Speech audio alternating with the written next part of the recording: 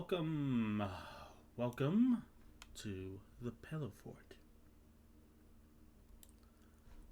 I am your host, Belphegor, on this very, very tiring Monday. Continuing Final Fantasy XIV, Heavensward. When we last left off, let's see what happened. When we last left off, we saw Emerald lose his shit and shoot people. Well, order a knight to shoot people. Sorta, kind of, maybe. Up for debate. I threw Alphino off a bridge. We fought Reisfogger and Nidhogg. Estinian lost his armor. And now he got really weird lips. And we brought an end to the Dragon Song War. We also fought Roban at some point, I think. Hello, KO2. Welcome back to the Heavensward, man. How are you doing? Hopefully you got enough sleep over the weekend. Sleep is a very important part of living. I am a champion of sleep myself. I got a pretty good amount of sleep. I got like 10 hours a day. Which means I got less done than I wanted to, but it also meant I slept more. Oh no. Did you stay up all weekend? KO2, do you need to go to sleep? Are you sleep deprived? Do you have insomnia? That's illegal. That is illegal, good unit. Illegal. Stayed up late for the weekend. Yeah, that's fair. I mean, if you have a job, when else are you going to be able to stay up? Well, always hibernate for winter. Until 6 a.m. I played Final Fantasy XIV. Oh,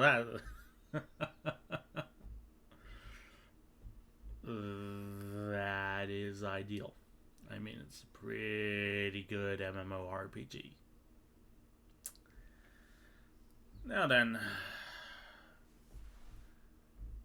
got your message, and I think we'll probably do that when we are done with the Heavensward epilogue.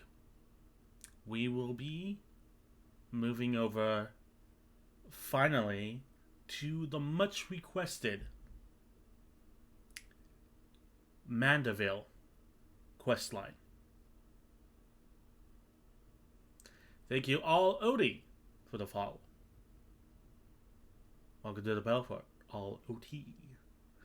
Setting the chat to follower only for about 10 minutes. No, 10 minutes. You have to follow me for about 10 minutes before you speak.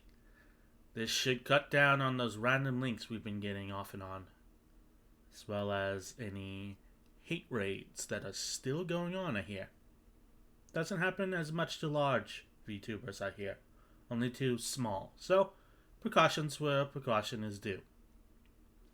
Right. The snow's setting in. Without further ado, let us get to it. We turn on the audio. You can block links in chat. Yeah, but they do that thing where they put a space between the link and .com to bypass that. And I've noticed that a couple times. So, they're conniving little shits. Let's get the audio on. And hear that sweet, sweet Ishgardian music. Good shit. Yep. Notice they've been doing that to bypass that. Plus, if I ever want to do like a Media Monday or Media Day, I don't want to restrict chat from being able to send in videos.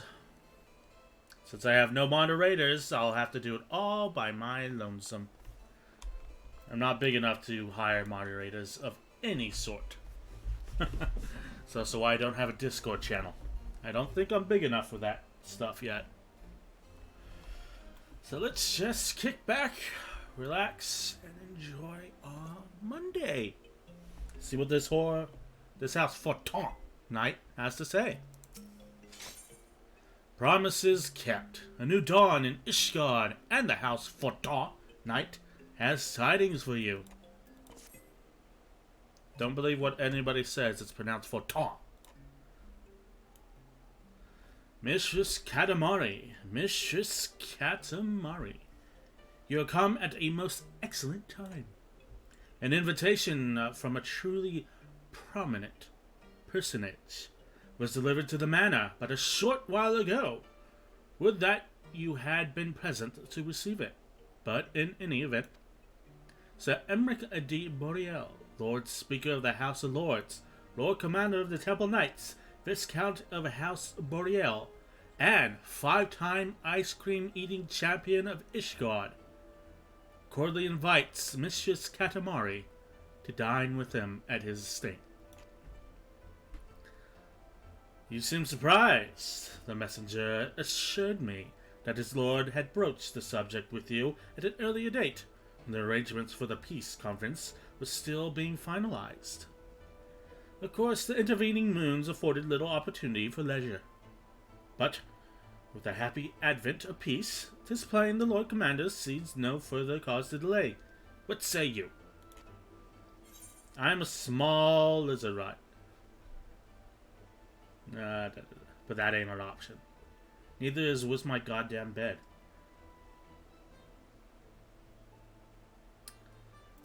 I should be glad to accept. Indeed. Who would not? You will forgive me if I seem envious. I shall send word of your acceptance to the Boreal Manor at once. When you are ready, pray report to the... Oh my god. Astrologicum. They will have someone escort you to the rest of the way.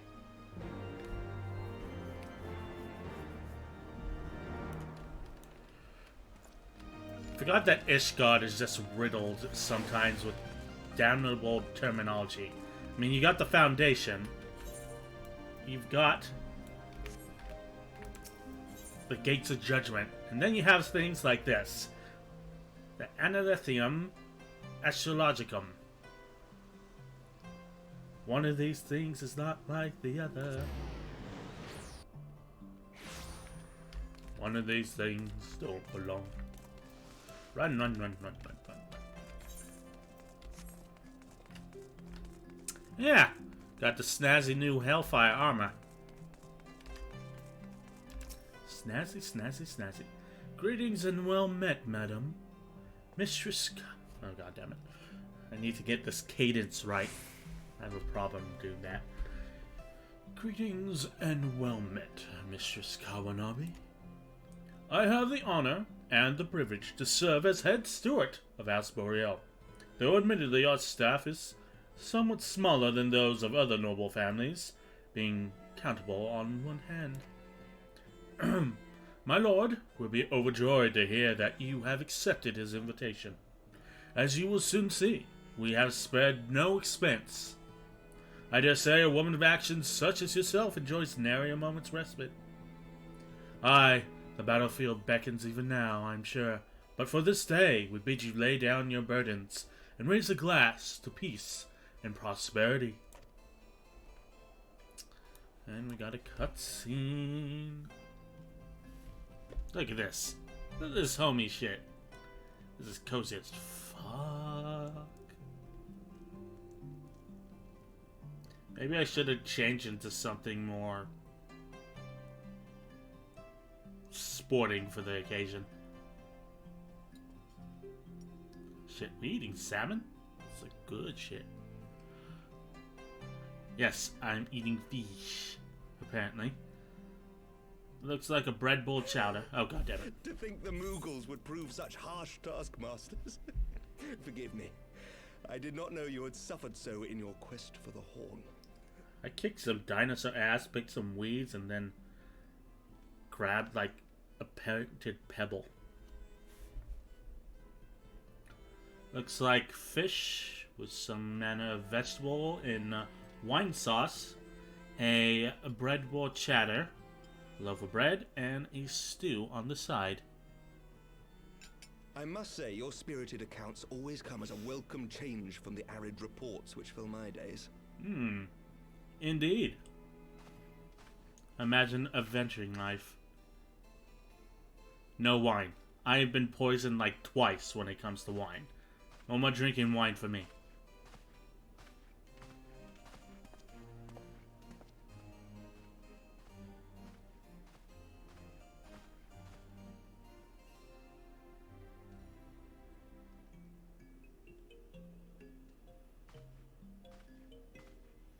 Or drinking for that matter, yeah. No drinking at all.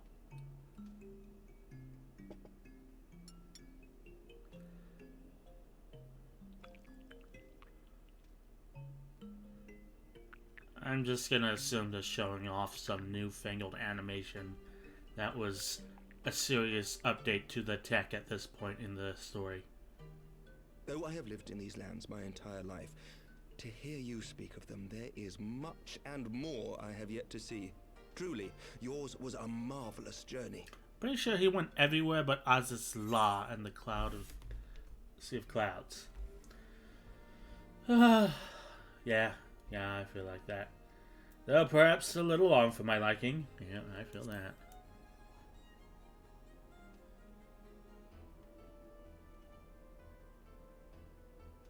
Long and arduous, aye. Not unlike the journey that Ishgard has at last embarked upon, thanks to the efforts of you and yours. You're welcome. I demand a nice bed in return.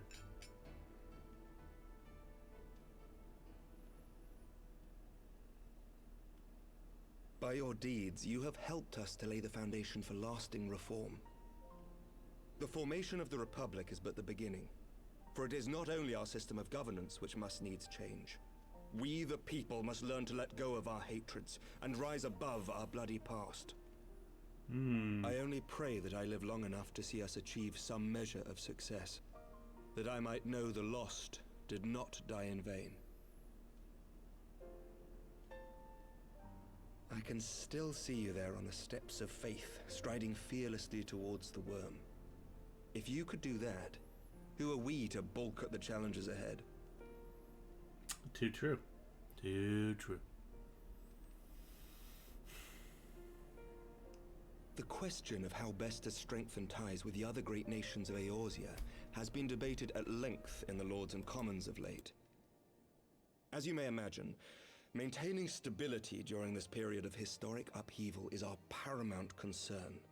Nevertheless, we are greatly indebted to the Alliance for their support during the Grand Melee, and it would be remiss of us not to repay their faith in kind. Of course, we owe you the greatest debt of all, and it is my hope that in extending our support to you and the Scions, we might also express our gratitude to our neighbors, nay, our fellow Eorzeans, whom we pray you will continue to protect.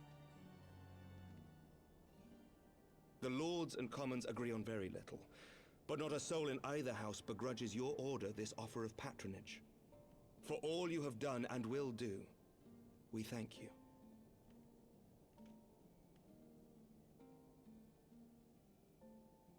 All I require is a giant bed, for which I can sleep on for centuries to come. That is my goal in this game. Once I have achieved it, I'm done. In theory, anyway.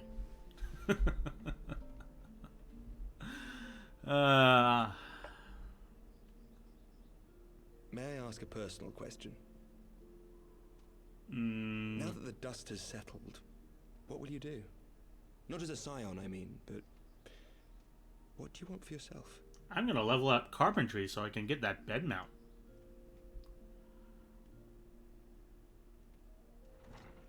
Lord Commander, pray forgive the interruption. I will personally suplex you. News from House Fulton. Fulton. An urgent message for the Warrior of Light. I was instructed to deliver it without delay. No rest for Master the wicked. Thancred returned to the manor a short time ago, bearing an injured maiden. Oh. Master Leveilleur and Mistress Tataru are tending to her wounds, but they like not her chances.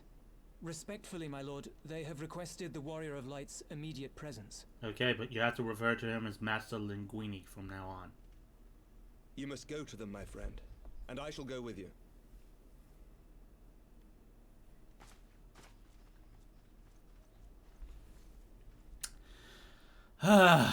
Always time to ruin a dinner. For every ending marks a new beginning. Hmm? Who the fuck is voicing this?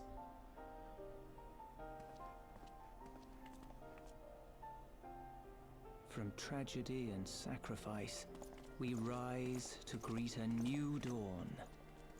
As did she. Yeah, Daddy Photon. Is that Emerald? Only to be drawn unto another battlefield, another cause, as if by fate.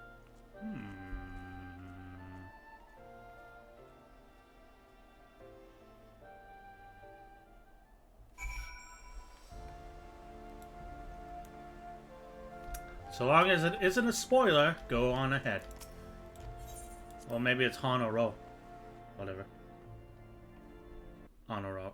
Whatever.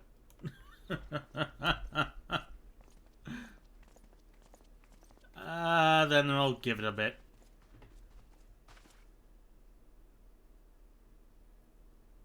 Hey, it is. Yes. Hey, it's the other twin. Is that... With a magical earring that does not obey gravity. Alphinaud's twin sister. Finally! About time she entered the story. She ran afoul of the Warriors of Darkness. I had been tracking them since the ceremony at Falcon's Nest. Little did I know I was not the only one. Evidently, she had learned of their activities and attempted to shadow them on her own. Poorly. She's already down, Her thank in the God. Don't kick 12th her. and together we fled north. But though I made every effort to cover our tracks, they caught up with us on the Ishgardian border. And in the ensuing struggle, Elise took an arrow to the shoulder. Sure, it isn't It was an only arrow to the after we knee. had made good our escape that I realized it was poisoned.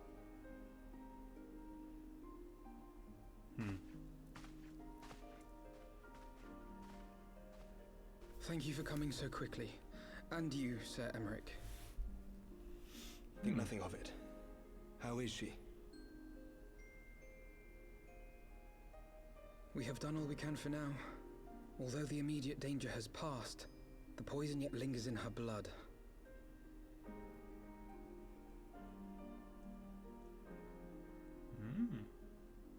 We came to Eorzea together, hoping to bring salvation to the realm our grandfather gave his life to protect. In retrospect, those outfits are But dumb. when confronted with the bitter realities of its politics and its petty powermongers, she was driven to anger and to doubt.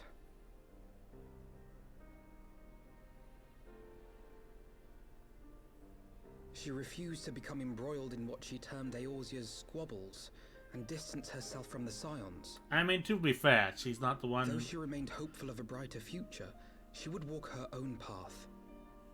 Would that it had not been so perilous. I mean, to be fair, all the things we've gone through have been 8 Orzian squabbles. Especially in the epilogue for A Realm For all our Reborn. differences, she is as dedicated as any Scion to the salvation of Eorzea. But more than that, she is my sister. Oh good, so I can throw you off a bridge. Reunited with her, only to lose her forever. Gods, even to speak the words. Take heart, Master Alphinaud.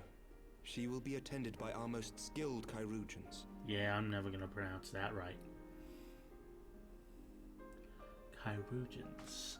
I'm gonna say it and then I'm gonna immediately Bear forget Mistress it. Leveilleur to the infirmary at once. Apprise Captain Whitecape of the situation, and inform him that she is to be treated as my personal charge.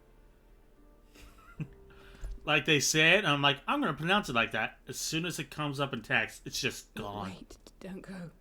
Please, come closer. Man, That earring is, like, really defying gravity.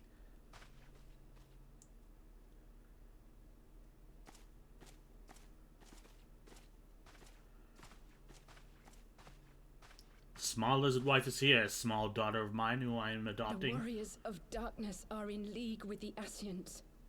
Slaughtering the primals is but the first step in their plan.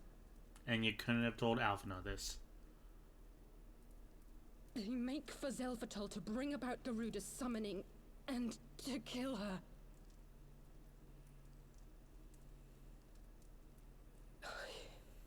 You must stop them.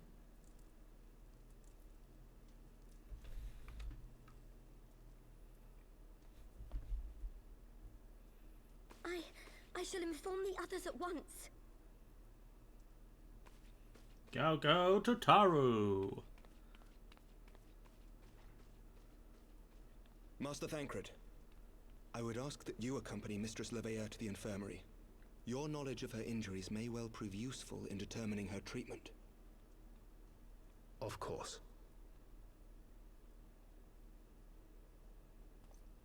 I know some serious stuff is happening, but my brain is, like, focused on two separate things.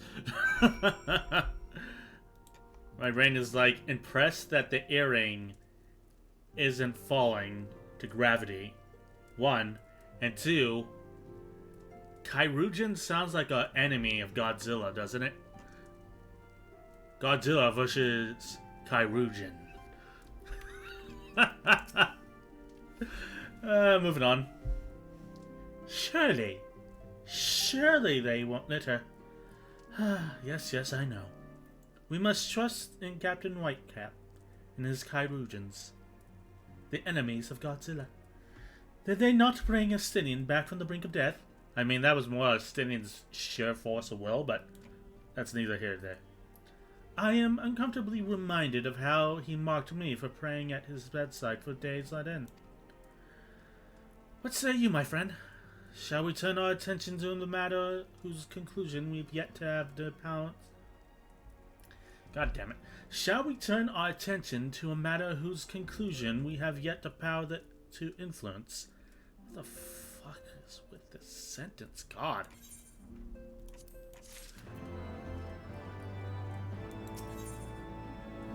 Shadows of the First. As Alphinaud and many others know all too well, there's no rest for the righteous. I'm in the wrong fucking business. So, the warriors of darkness and the Ascians are conspiring to bring about Garuda's summoning, that they might put her to the sword. Then, when we first encountered them at Loth Asnaf, when they were confronting Ravania, gods, has this been their aim all along? What do you intend to do, our Master Alphinaud? There's much and more I do not understand. I know this. A primal summoning cannot be ignored. Alisaie risked her life to uncover this plot, and we squander her gift at our own peril. Taida, will you accompany me to Zelfatol and help me stop the Ixal's ritual? There's a wife? Tap.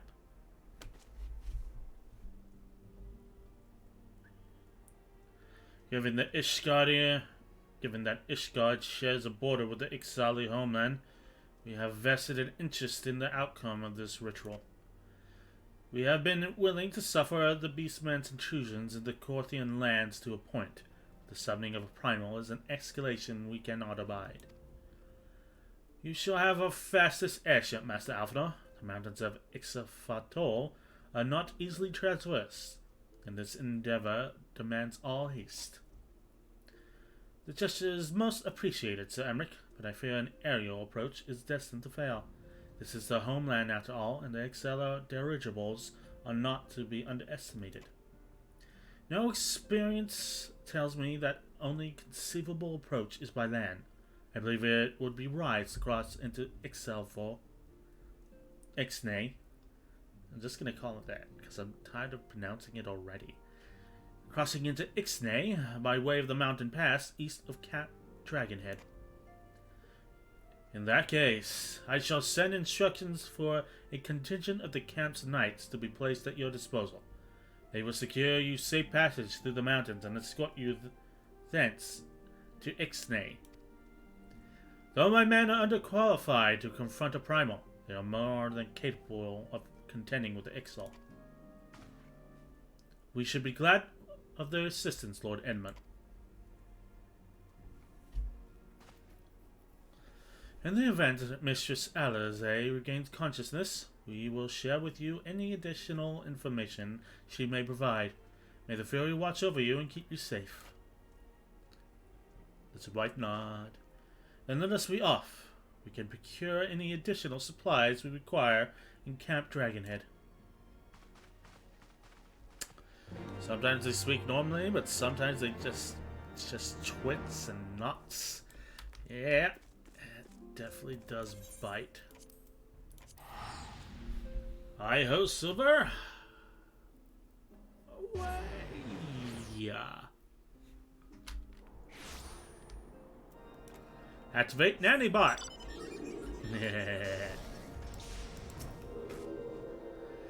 Have everything you require then? Excellent. The entrance to the pass is north of Natalan and due east of Camp Dragonhead. Though it is normally guarded by a score of Ixali warriors, I have been informed that House Fortin knights have already dispatched them. Enemy's gates lie open. We need but walk through. That's good news. Nanny Bot, activate.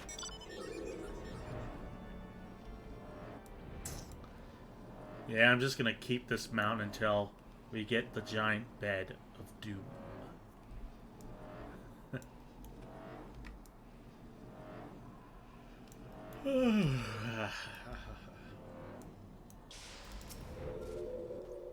Mistress Kadamari, Master Alphanor, as you can see, the gate is yours. Be advised that our scouts are reporting increased activity around the first mountain. Simply put, they are up to something, and I don't want anyone interfering. We should stand ready to escort you to Ixnay, and aid you as you see fit. Given the numbers we are like to encounter, a two-pronged approach may be best. The knights and I feign a larger attack to draw the Ixal's attention. I suggest you and yours attempt to slip past the defenses and locate the site of the summoning. If the guards are good, we should only have to deal with a few patrols. But if they are not, you may be forced to do battle with the Warriors of Darkness. Ixnay now accessible. Let's have a look-see. Forced to flee the Black Shroud for fear of the elementals and the boundless wrath that Ixal settle the wind-swept mountains of Ixnay more than 550 years ago. Since that day, they have labored tirelessly to eke out an existence in these harsh and unforgiving lands, slowly but surely expanding their dominion over the entire region. Yet the Ixal have never forgotten that which was once denied them, and so they seek divine intervention once more, to summon Garuda and beseech her to strike down the enemy in the shadow of the first mountain. The ritual nears completion, and only you and your comrades can hope to deliver the realm from destruction. Let's fucking go. My weekend was rife with nice slumber, and I didn't get what I wanted to do done, but that'll be a project in the background for this later. But all in all, a nice quiet weekend. Really need to record a custom starting screen for this game and what I'm going to be doing in October. Don't exactly know what I'm going to do for October, but aforementioned, Final Fantasy XIV will be put on hold for the duration of October, as I play at least 22 games over the course of the month, because that's how much I have been able to buy 22 separate horror games. Because I don't know if you guys have noticed, but games be expensive. $60 to $70 is nothing to sneeze at. Holy shit. Yeah. I was gonna do 31 games for 31 days, but like, games are expensive. And the amount of quality but kind of free horror games is kind of iffy at best. So, sometimes they are overrated. That is true. Maybe I'll look into RPG Maker. Pull out some classic horror things from like 10 years ago. I know I got Eve on the list. Maybe I'll look at Yumi Nikki, was it The Witch's House and Mad Father. Add those to the list of the games I'm going to be playing. My goal is to finish the games in one day, so there'll be however long streams. Barring the ability to finish them in one day, on days with shorter games, I might just finish the game on those days. So, all just depends. It's going to be a marathon. Barring any interruptions that I have not foreseen. And hopefully there are not. Because I would like very much to play without being hindered. But, as they say, life happens. So, yeah.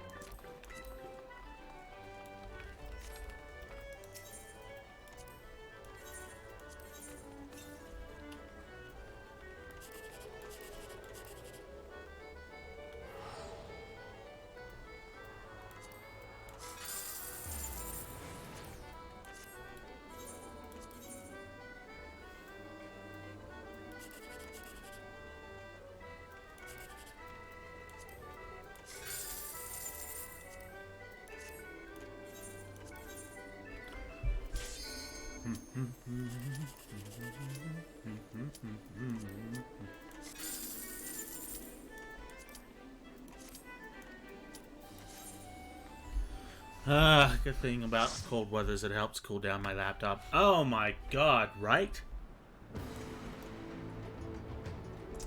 Ooh, this looks impressive.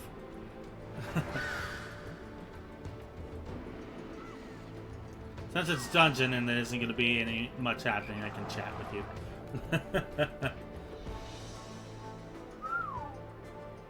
This is impressive. Like, computers get ridiculously hot in the summer. Not sure if you can hear me over the game now.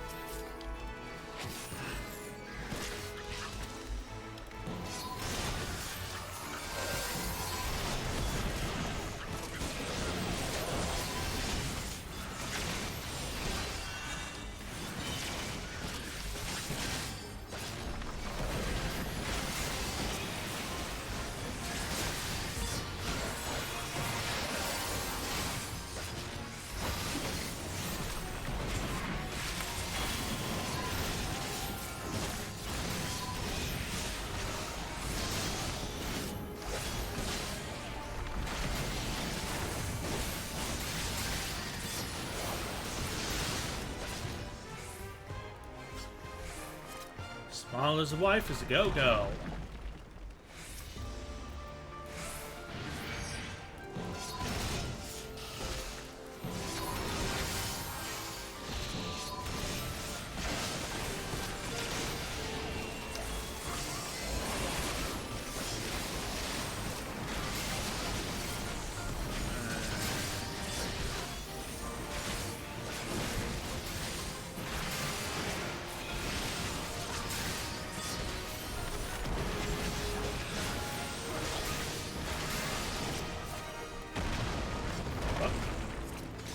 was certainly an explosion.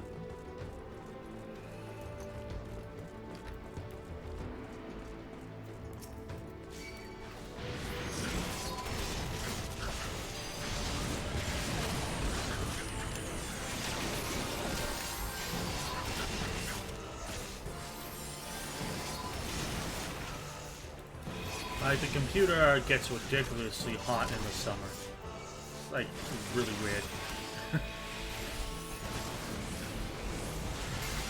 Laptops especially have a trouble overheating because there's congestion in the body of the computer.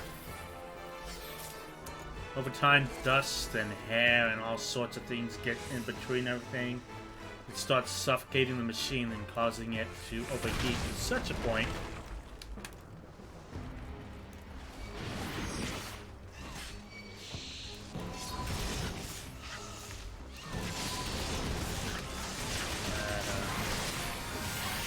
begins frying everything inside. That's why it's important to dust out your laptop semi-regularly.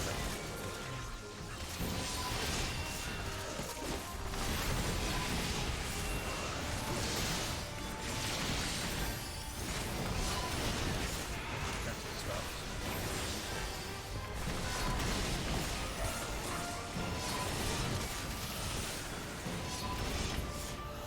Alright. Snaky snake lens. I haven't done it once and well, it might be why it's kind of heating up really strongly now. But hey, most people don't know, so no harm, no foul.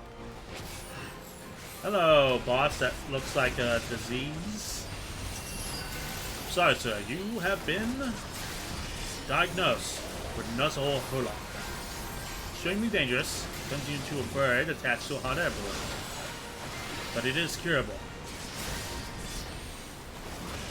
You need only follow Teleslot on Twitch.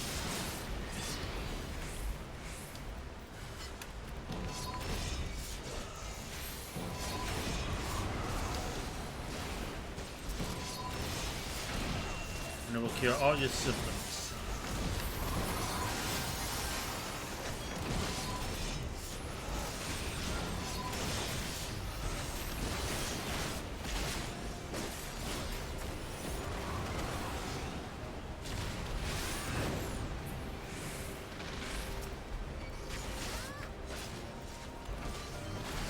It's amazing what you can figure out just by watching.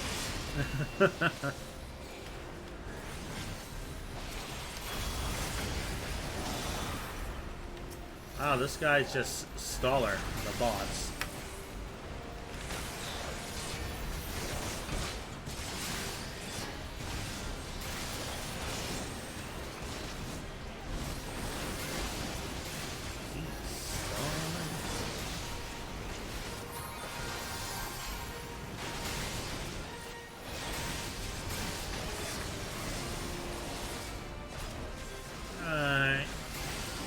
Almost done.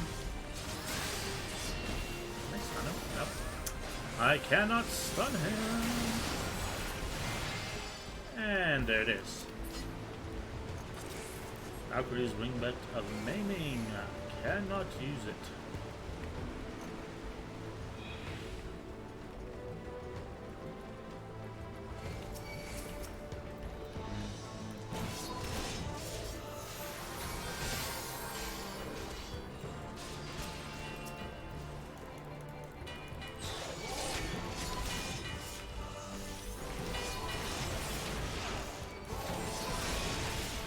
Guys, I cannot pick it up if you guys keep running away.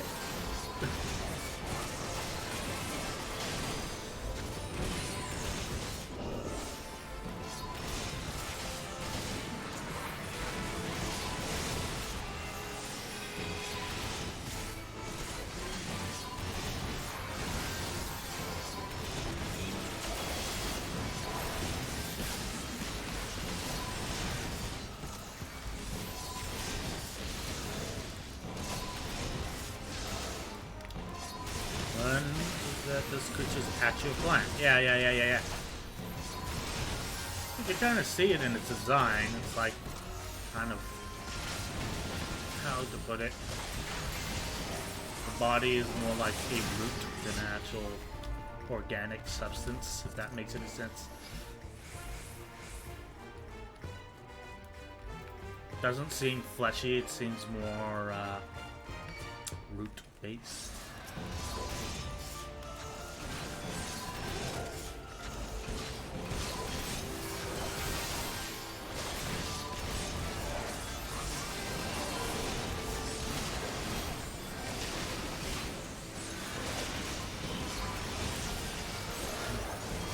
As per usual, the music is awesome. Goddamn cool. I don't know. Thought it was like a sloth covered in moss. I am not covered in moss. I'm a cleanly sloth, I assure you.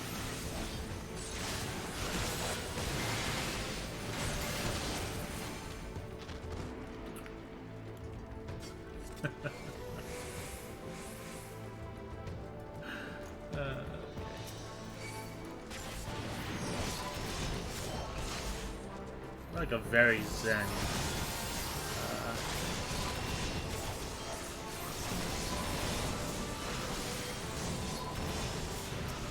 And this dungeon is very zen thus far. It isn't as hectic as I'm used to.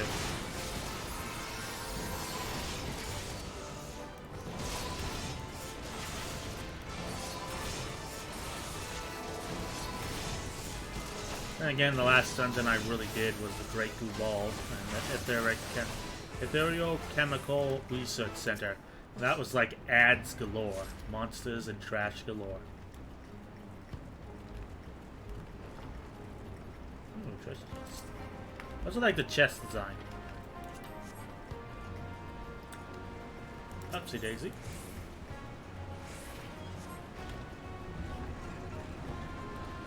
Small as her life is shorter than everybody here. But her sword is still bigger than everybody here.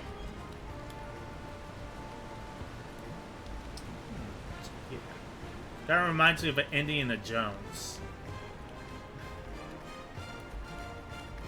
Who even has the fenced off cages? Alrighty.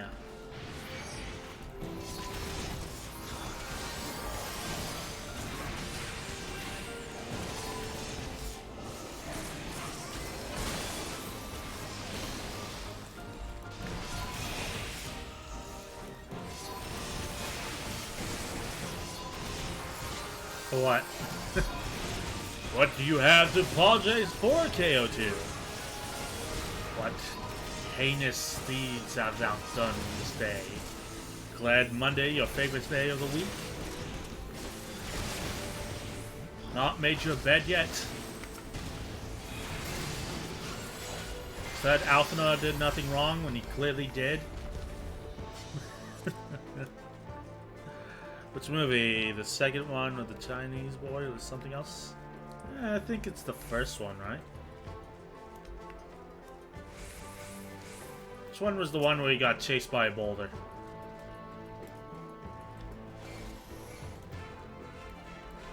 Oh, great. Another disease. Sorry, sir. You have contracted the Toli Killer.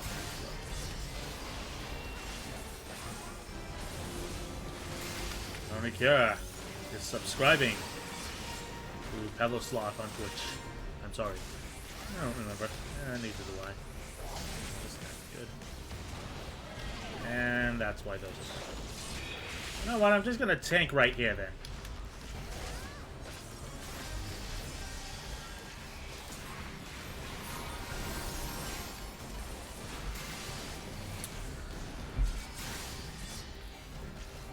But sloths do get covered in moss, you're right. Just joshing you.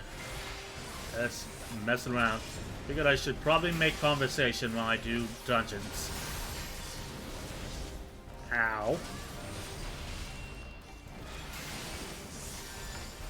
I'd better this way. Rather than silently going through it and muttering about my defensive cooldowns and such.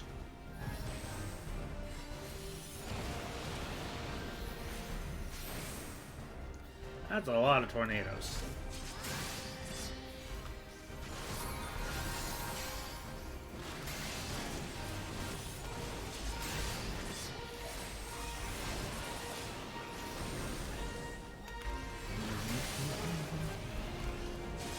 That one is shot to cut the health down. Yeah. Happens.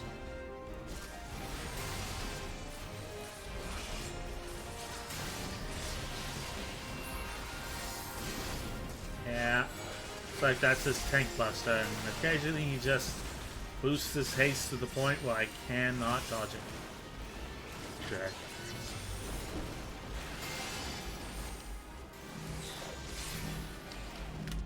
Okay. A little turned around. Forward and onward, my friends. Can't do healing either.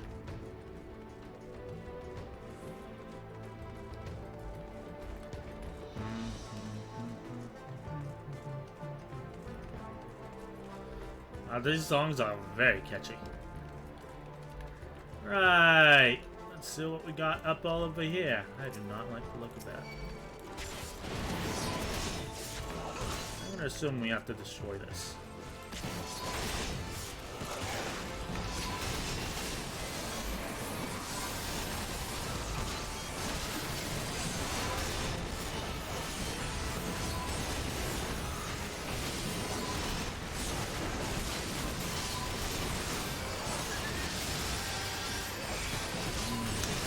Yummy, yummy, yummy. Delicious.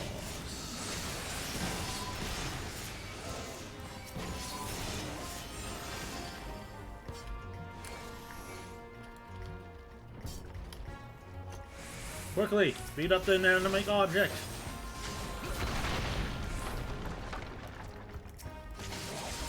How? That thing blew up. How?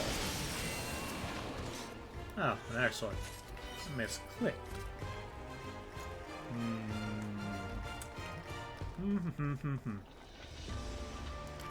gonna assume you have to click on that.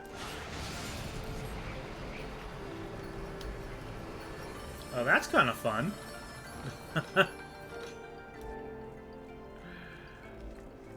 Spider-Man.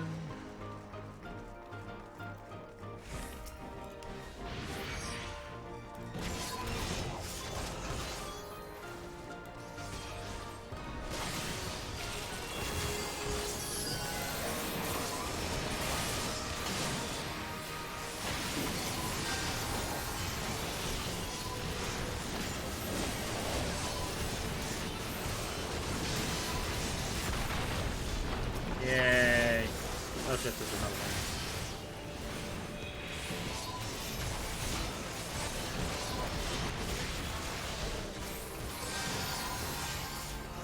Two.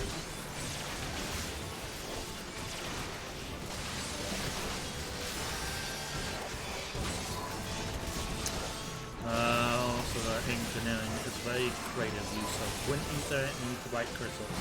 Too true. I like how when they lean into stuff like that.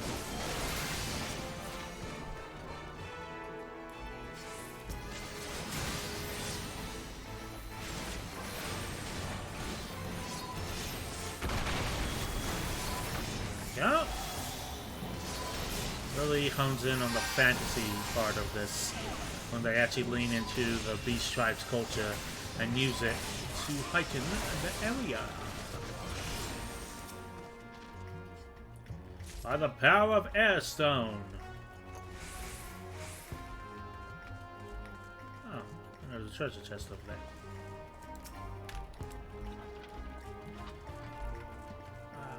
Okay.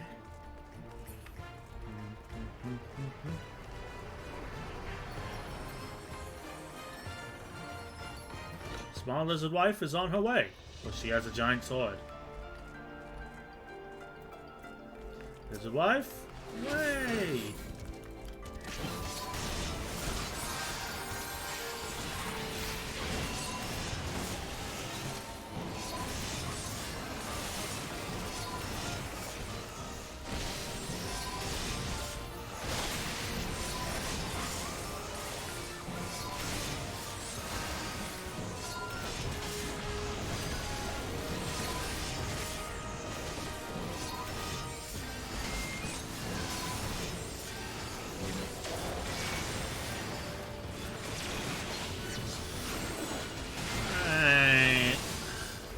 this guy's mask.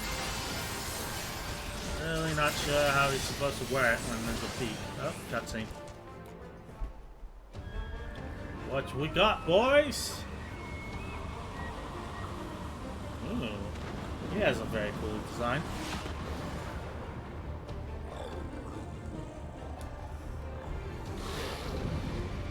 Yeah, that ain't an Excel. That's just a beast trying to wear feathers.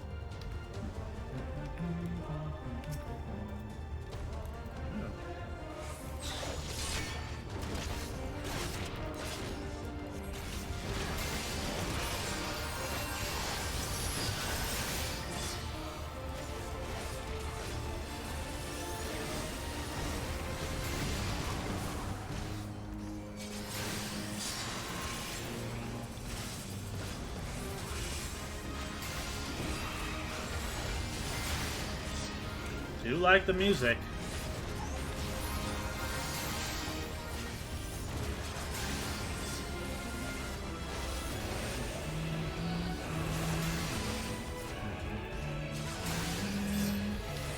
Well, we gotta do a stacking.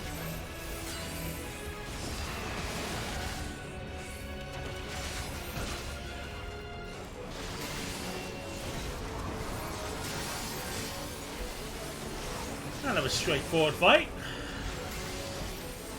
Shit, what are you doing here? Alright, we're gonna have to fight a Garuda ad.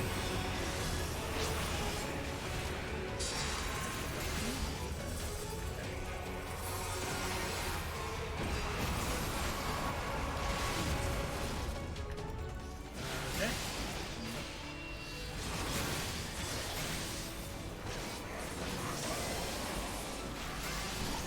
Itch my nose. Oh god, this guy is named after a weird type of disease too. Behold, the ultimate version of that disease, the Tozo Hotor. And we stack him.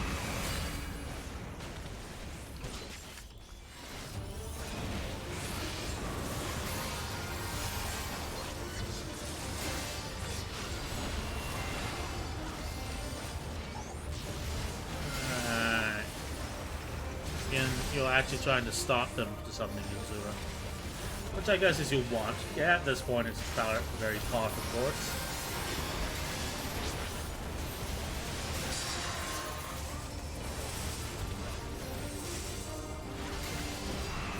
Well, he's summoned Garuda like twice now.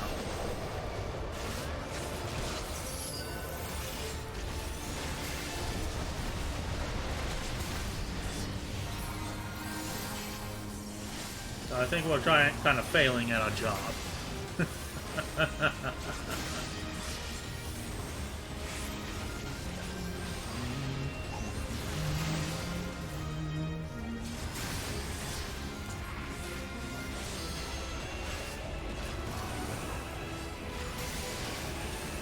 Anybody want a limit break?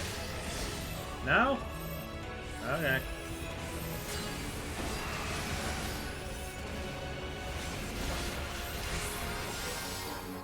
Victory.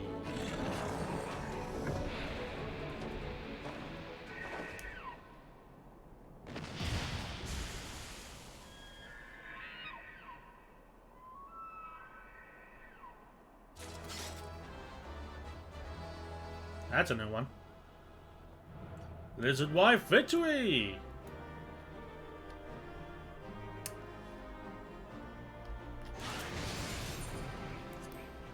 Alrighty. Another dungeon defeated by the small lizard wife with a giant sword.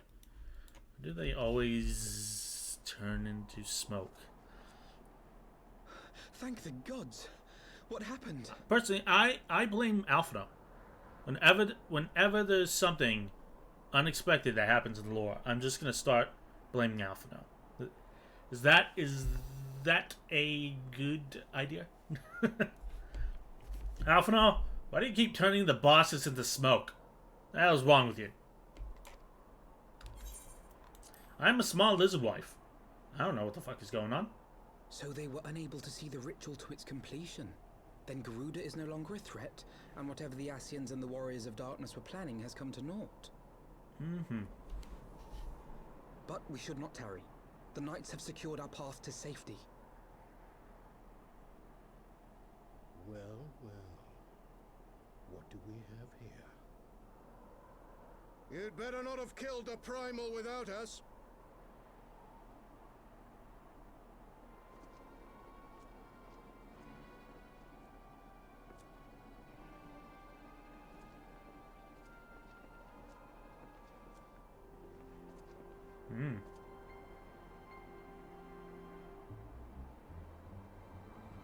I don't remember that elf being there. Wait, I know you. Still walking, I see. I could have sworn my aim was true. Oh, good. Now they're all talking. Just what is your game? Leading us a long way so these fools could step in and claim our prize? Oh, good. They all have speaking roles now. Holy shit. No, no. Let's not make hasty accusations. By the look of things, the ritual was proceeding as planned. We arrived at the appointed hour. 'Twas they who erred. It is hopeless. We cannot face them all. I volunteer to make Alphonse a meat shield. Do mine ears deceive? A boy. So that's the way of it. Twins. You had me worried for a moment there. I volunteer Alphonse for tribute. I will happily make it quicker for you. If you just stand still.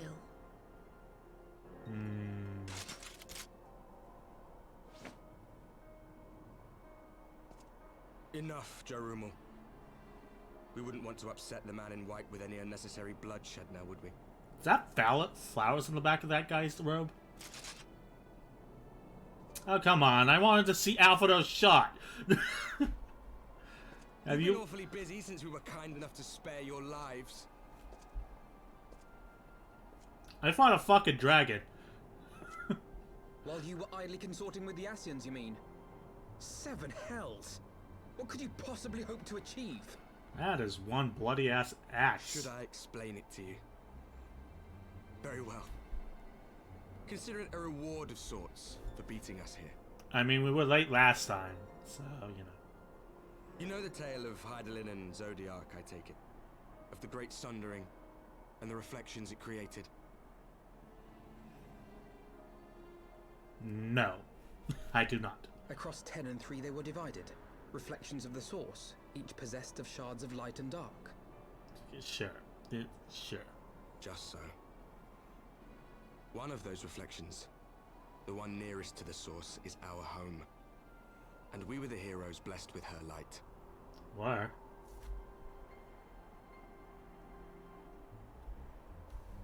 But not all worlds hold light and dark in equal measure. In ours, the power of light was greater by far. Oh, really? So the Asians, who once threatened our home, were no match. And they fell before us, one after another, till none were left. Victory, we thought. But... And then came the light. A flood of pure, blinding radiance, annihilating shadow and color and life itself. Ere long, it will consume our world, leaving naught in its wake but blank perfection. That cannot be. Do you honestly expect us to believe such a story? Do you have any reason to lie? Believe what you like. But it has happened before, on a world far removed from ours. The 13th, which was swallowed by the dark and transformed into what you call the Void. Did not know that. Unchallenged light would condemn us to a similar fate. And so we joined hands with our former enemies, and with their aid came here, to the source.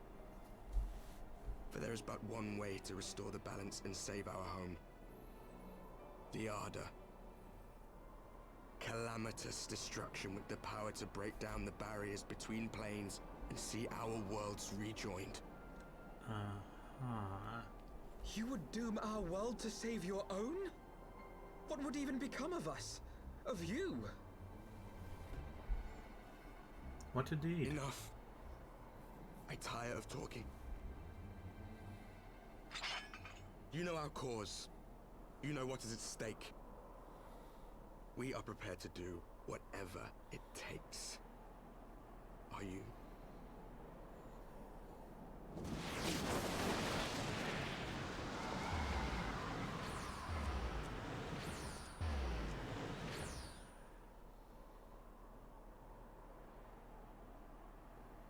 If there is aught you would say, say it.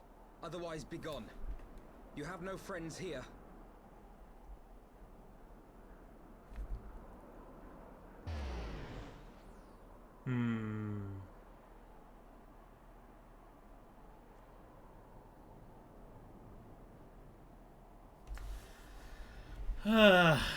Yeah, the World of Darkness, that was the 13th.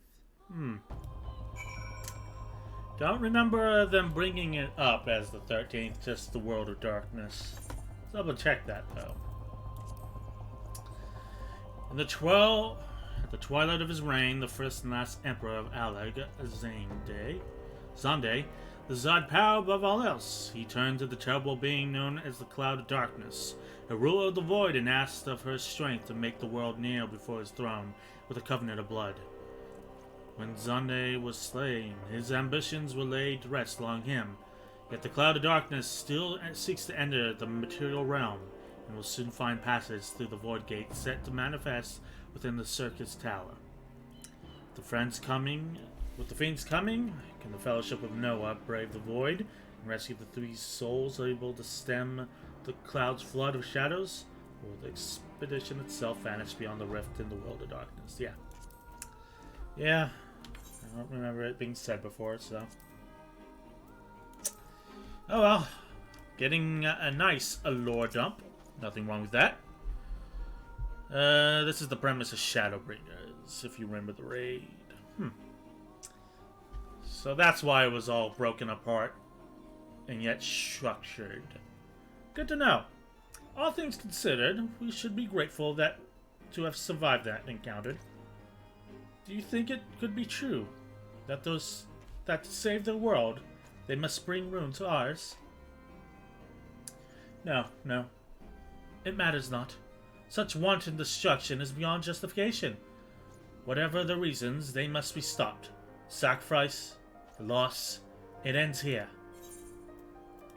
Whatever you say, Alpha, no. Yeah, take a drink of water. So just a sec. Don't want to,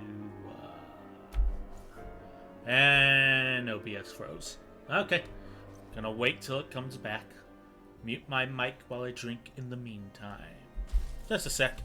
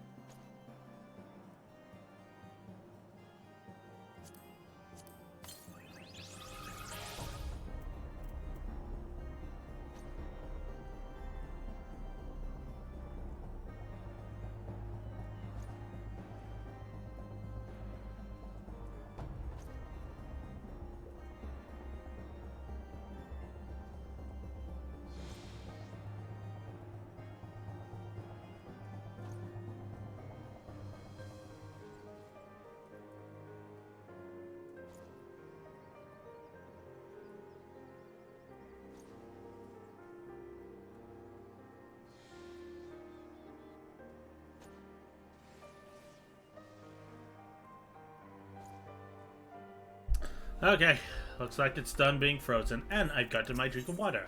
So let us proceed.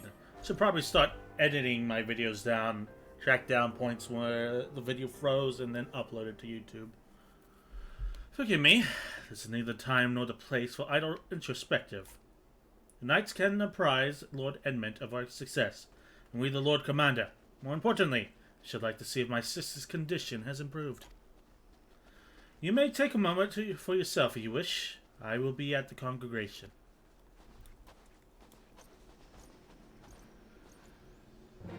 Teleport to Ishgard. Right. Yeah.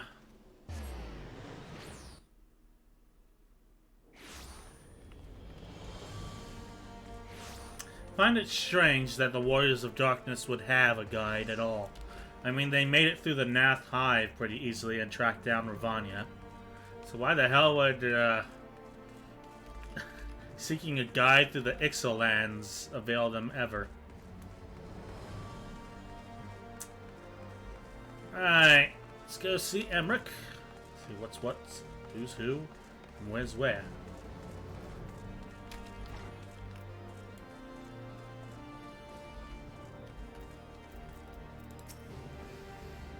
It brings me joy to see you safely return to us, Tidar. What news from Ixnay? Ship went down. Then we were not too late. On behalf of Ishgard, I offer you my deepest thanks. As for we who remained behind, Mistress Shistola has been tending to Mistress Alize in your absence, and I am pleased to report she has regained consciousness. I imagine you have many questions, especially given your recent encounter with the Warriors of Darkness. I know I do. Come, let me show you to her room. Do not worry, her condition is much improved. She is a resilient one, much like her brother. That I do not know. I pondered on that question for some time to no avail.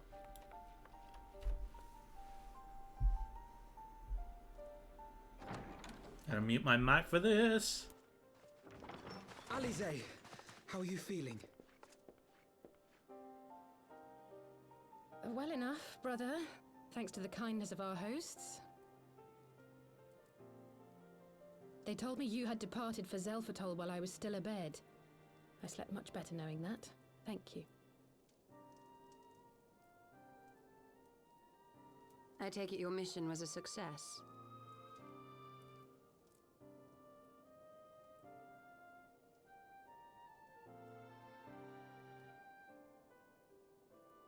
As if we needed any further confirmation that they are in league with the Ascians. But to save another world? I think not. I too thought his story fanciful at first. But it is possible there may be a kernel of truth in all of this. At the very least, none of his claims contradict the word's account. You were following these people, Alize. Why? During my travels, I had oft enjoyed tales of the Scions and their exploits. But after a time, I began to hear whispers of a gifted and theretofore unknown band of adventurers. Adventurers who had supposedly sworn to travel the realm slaying primals in the Scion's stead.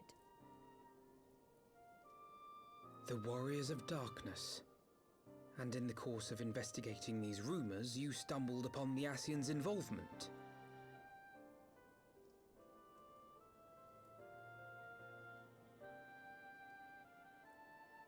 Yes, exactly. Forgive me, but if these Warriors of Darkness mean to bring about another calamity, to what end do they hunt primals? To prompt an escalation. To deepen the beast tribe's feelings of helplessness and despair, and thereby drive them to summon ever more powerful gods. And lest we forget, these events do not occur in isolation. With their patron deities being slain left and right, the news of man's victory over Nidhogg must surely have sown panic in the minds of the beastmen. 'Tis no wonder they wish to defend themselves.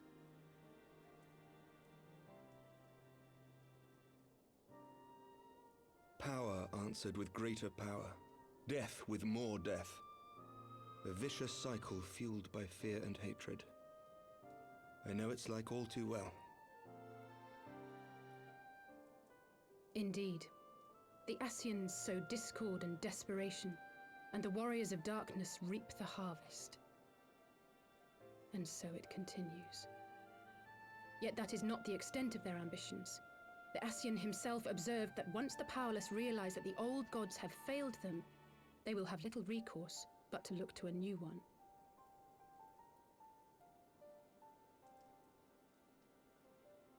We cannot let that happen. It should come as no surprise, but Alize and I have uncovered evidence that the Ascians have been manipulating certain parties to ensure that a constant stream of crystals flows into the hands of the beast tribes. If we sever these supply lines, we should at least be able to slow the escalation. Agreed. Kral and I shall journey to Zelphatol and learn what we can of the Ixal's source. Then I, for my part, pledge to lead a similar investigation into the origin of the Nath supply. Sir Emmerich? As a member of the Eorzean Alliance, Ishgard is honor-bound to play an active role in maintaining the security of the realm. You might also say that I have some personal motivation, given the Ascians' dealings with my father. However, I make no secret of the fact that my knowledge of primal beings is scant at best. As such, I should be most grateful if one of your order were to assist me. Allow me, Sir Emmerich. I have dealt with the Nath before.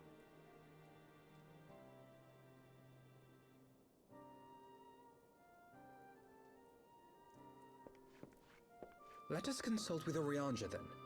Given his dedication to the study of primal beings, I should be surprised if he could not tell us something of value.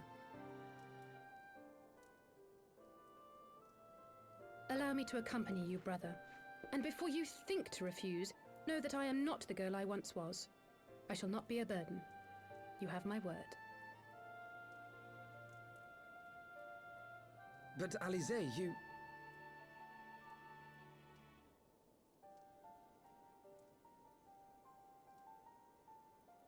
You are more than welcome. After all, it was you who set us upon this path.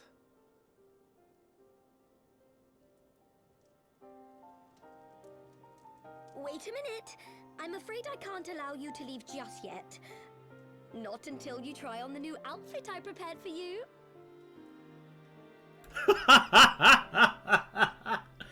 God bless you, Shataru. Making outfits for every fucking buddy. Emmerich is the guy, and so reliable. Too true. I'm going to sneeze. 1 second.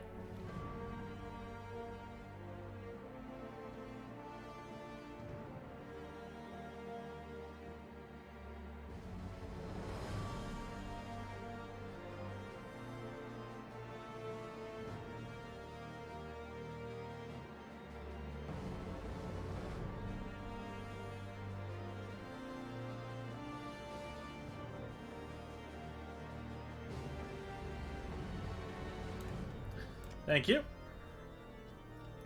What was I thinking? So, they got the Nath down. They got the Ixal down.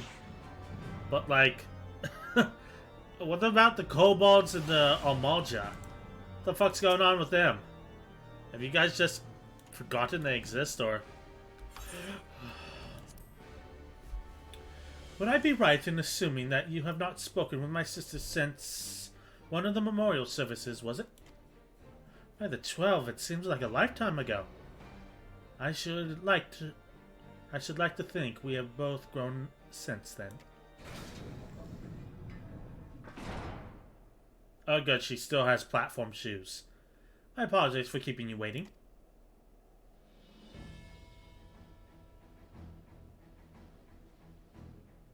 Not some of Alize, I mean, not particularly one of Tataru's best works. I mean, compared to Alphino, I mean, look, this... I just don't like the outfit. Like, Alphino is way better. Yeah, why shorts, though? I don't think they thought her outfit through. Like, truly. Like, where's the red accents? Alphinaud is all about blue. And you get the blue of his outfit. Alize is getting a leather... I want to call it a jacket, but it's not. You don't get any of her red accents in there. You don't really get anything truly Alize-wise. It's not even... There's a disparity between the two outfits. Yeah, it's just coat. It's not going to help her in the cold here in Ishgard. I mean, Alpharode's, it's covering him up. It's a coat, and it's tight, and it's comfortable. It covers his legs, it covers his arms, it covers anything that could be risked to exposure, besides his face, but it comes with a hood. Alize, like, what's she gonna do? that ain't gonna do shit in the cold. Right then, shall we be off? Shara never ceases to impress. Though for a moment I fear she might furnish you with an identical outfit. Praise the 12, she did not. Mother and father were rather too fond of making us wear matching clothes. I don't even want, like, the same outfit for her. I just want something different than whatever the hell this is. Do you remember the time at the studium when that girl of yours crept up behind me? The hall whispered... I forgot we're still roasting Alphino in the epilogue. Sister, please. She was not my, Can we not have this conversation in front of the Warrior of Light? So be it. Another time, perhaps. It is an honor, Tida. I realize we have barely been acquainted, but having heard so much about you, it hardly feels that way. Welcome to the fight!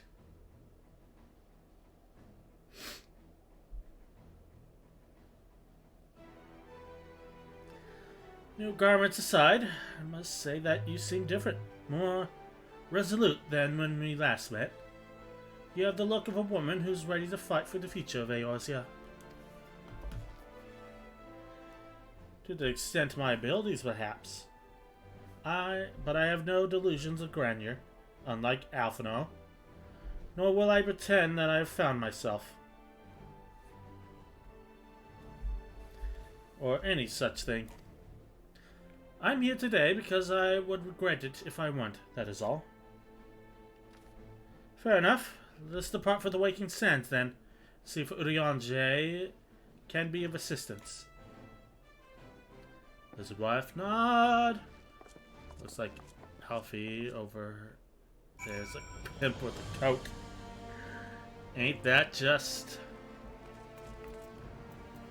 Oh. You haven't used one of those Vespa Bay envelopes in a while. Just a sec.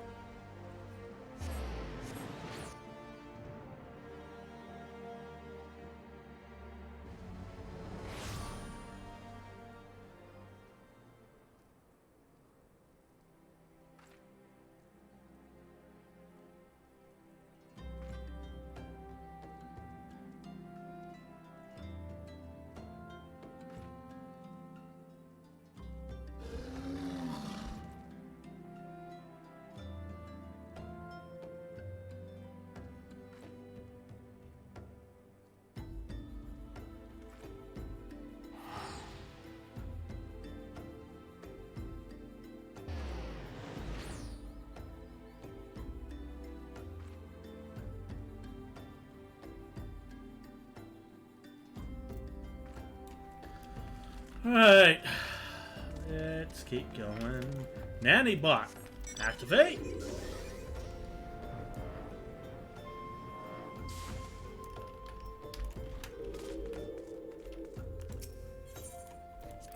Man, I haven't been to the Waking Sands in a fair bit. Oh, cutscene. Let's see what's what. Hello, Urianger. Apologies for calling upon you unannounced. Why, Master Alphanod? Would that the scholar had seen fit to grant me knowledge of thy coming. What bringeth thee and thine here this day? The warriors of darkness have returned. Pray, allow us to explain. I am a smuggler's wife with a giant sword.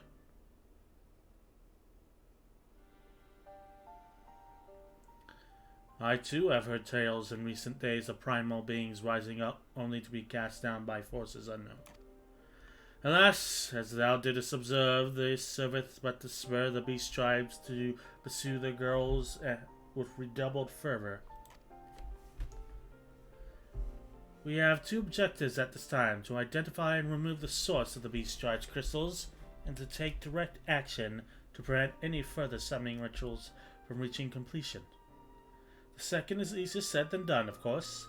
While we were fortunate enough to learn of the Ixal's plans before they came to fruition, I should be surprised if the Warriors of Darkness and the Ascians did not have similar designs elsewhere of which we have no knowledge.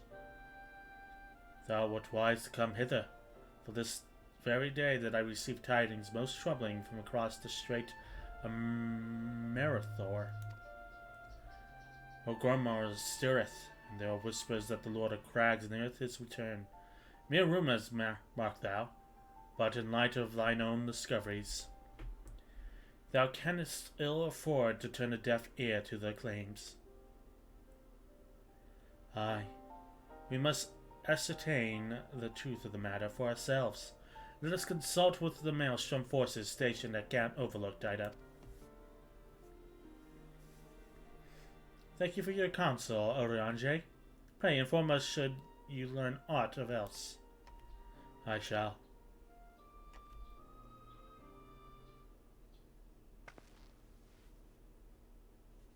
If I may, brother, Oriange, is there anything else you would like to say?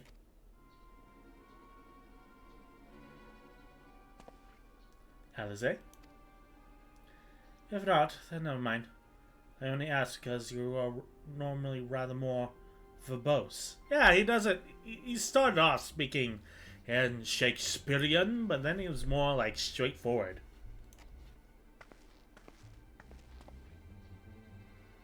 Nothing to add. Very well. Ere we depart, I will wish to make a request. The Warriors of Dark spoke of how the Ardor had the power to break down the barriers between the planes, that our worlds might be rejoined. I would ask that you research this for us. Being nowhere near as well read as you, I'm sure I wouldn't know where to begin. That said, I heard tell of a promising tome, the Garon Oracles. Mayhap you could start there.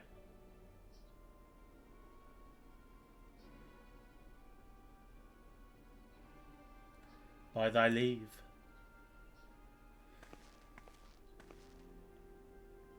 Camp Overlook, was it? Very well.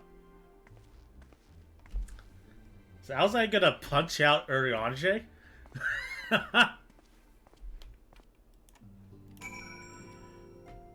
Because that isn't what I'd expect. Alright. To Camp Overlook. Let us be away!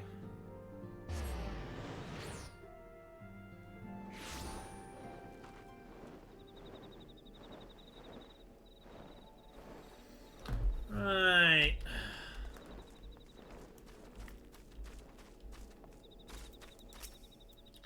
Seven hells! At this rate, I'll have to appeal to the Maelstrom Command for reinforcements. What of it? We don't have any. Want any? I'm a Smalder's wife. Well, fancy that! Just when my kobold problems looked like they coming to a head, signs of the Seventh Dawn turn up, itching to pitch in. Bloody brilliant timing is what it is. Right then, let's get to it. Unlikely allies. Commander Blowoden. Is he going to put you to work? Of course he is. So our friendly neighbors in Ungaru, whatever, have gotten more aggressive as of late. Just as you said. Matter of fact, our scout spotted one sniffing around the stores just now, like he's looking to make off with an armful of crystals. I'll be damned if I'm about to let that happen. Lend a hand and help us search the crowd for the little bugger, would you? Searching, is it? Seems rather par for the course. Our Maelstrom friends seem notably more agitated than when we first arrived. Do you happen to know why that might be? Alphino, you insulted the Admiral. How dare you? Go sacrifice you to the kobolds. Go sacrifice yourself to the kobolds. Fuck my mouth. A kobold in the camp, you say? That would appear to corroborate Oriange's information, yes. But to be so reckless as to infiltrate a Maelstrom camp and draw attention to their efforts is passing strange. Well, There will be time to think on this later. For the present, we must do everything in our power to prevent Titan summoning, and that means finding and questioning this kobold. Alright. Activate Nanobot. Just get a bird's eye view of the place.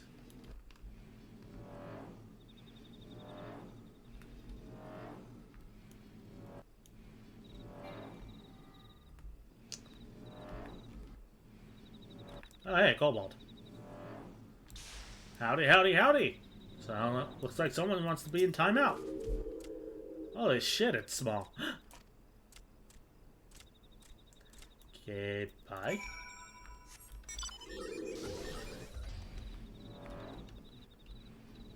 How'd you touch him? He's perfect. Hello, dog. Stay back. Away. Far back. Far back. I'm not. Ah, it's no use. Pointless. Hopeless. No use.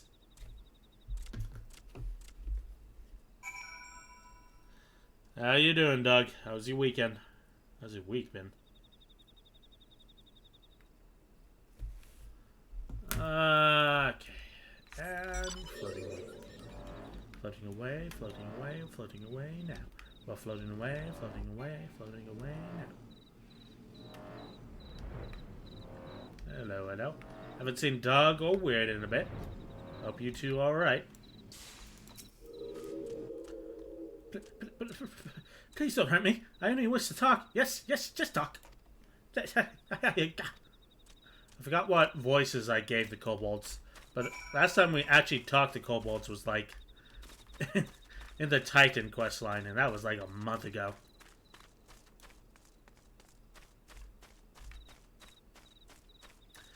Little kobold is fast, but Liz's wife is faster.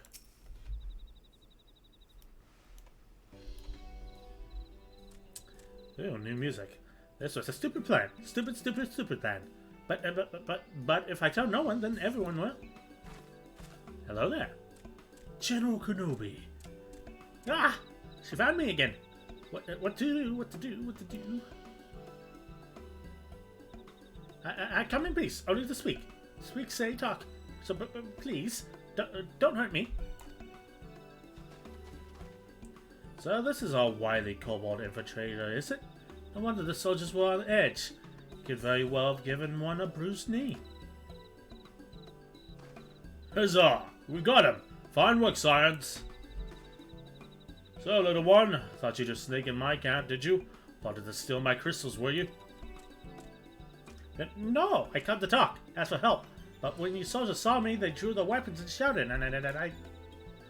Now, let's all take a deep breath and discuss it like civilized individuals. What is your name, child? Yeah. I like to imagine this guy sounds like Tiny Tim. Which generation? Are we going with Muppets Tiny Tim? I don't think I can do a miniature Kermit impression. Kermit the Frog, yeah. No, absolutely not. Never let me do that again. A little British boy. Oi, mate, you my dad?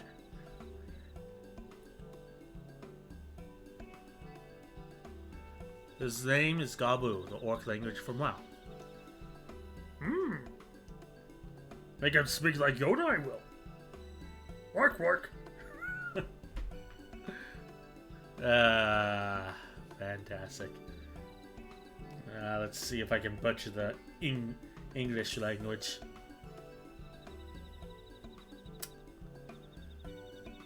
You know what? I need to think back to Oliver Twist. Please, sir, can I have some more? Pikmin Gabu of the 620th Order. At least, I will be a Pikmin one day, sir. Well met, Gabu. I am Alphanor, and this is my sister Alize. Did you see the look she just gave him? Like, bitch!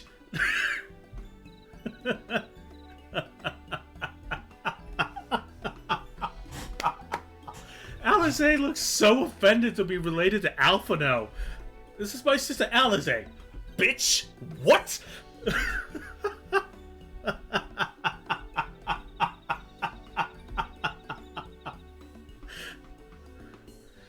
Tyler, the woman who found you is our friend. And now that you know our names, we can be friends too. Didn't even whip her head around this. Bitch! Now Commander Bolden here thinks you wanted to take crystals, Gabu. But you said you came here to ask for help. Why to us and not to your own people? What happened, Gabu? Can you tell us? Please, sir, can I have some more?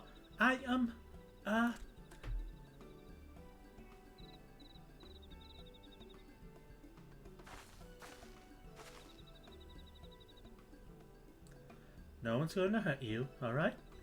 Not while we're here, I promise.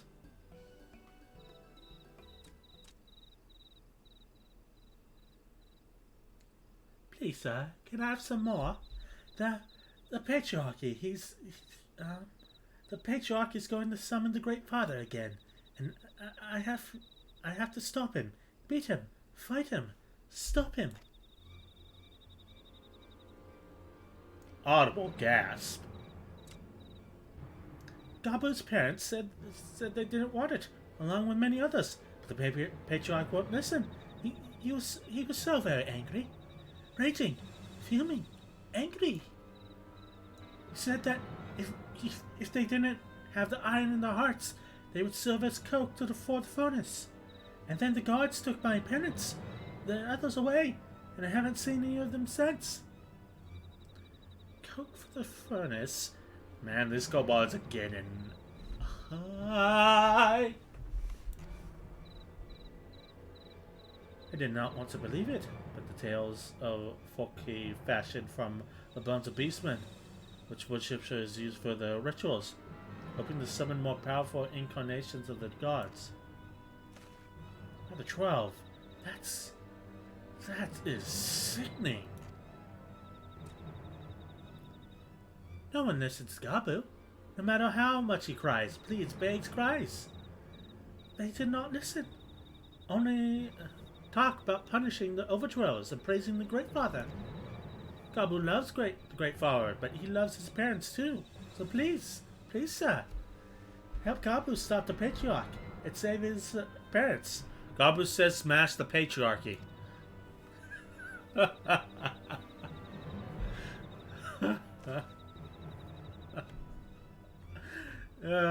Commander, I advise Maelstrom Command that Titan's summon is imminent.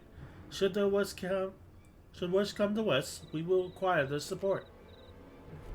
Time being of the essence, we three will attempt to infiltrate the Kobold stronghold, securing the crystals and freeing their prisoners. Well, if you're sure. You'll forgive me if I don't seem optimistic. We'll make ready just in case.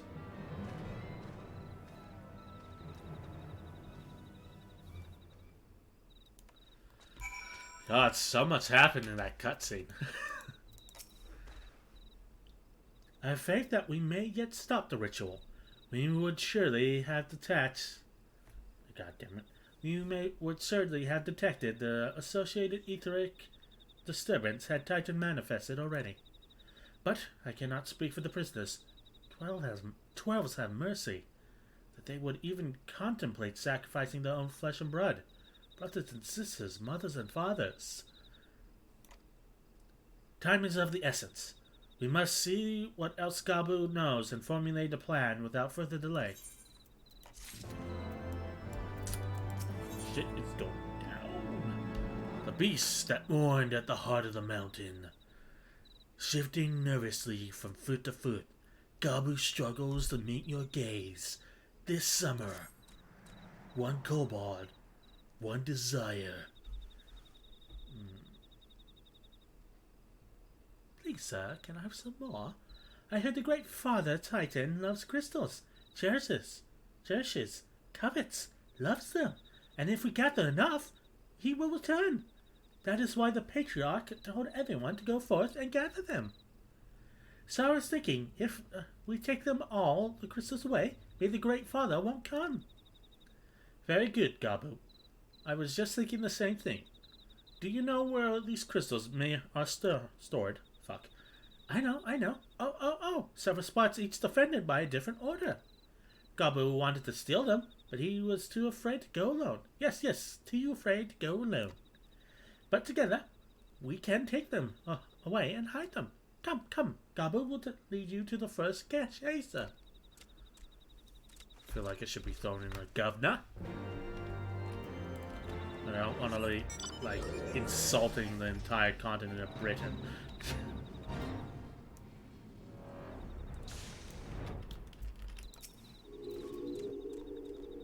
Quickly.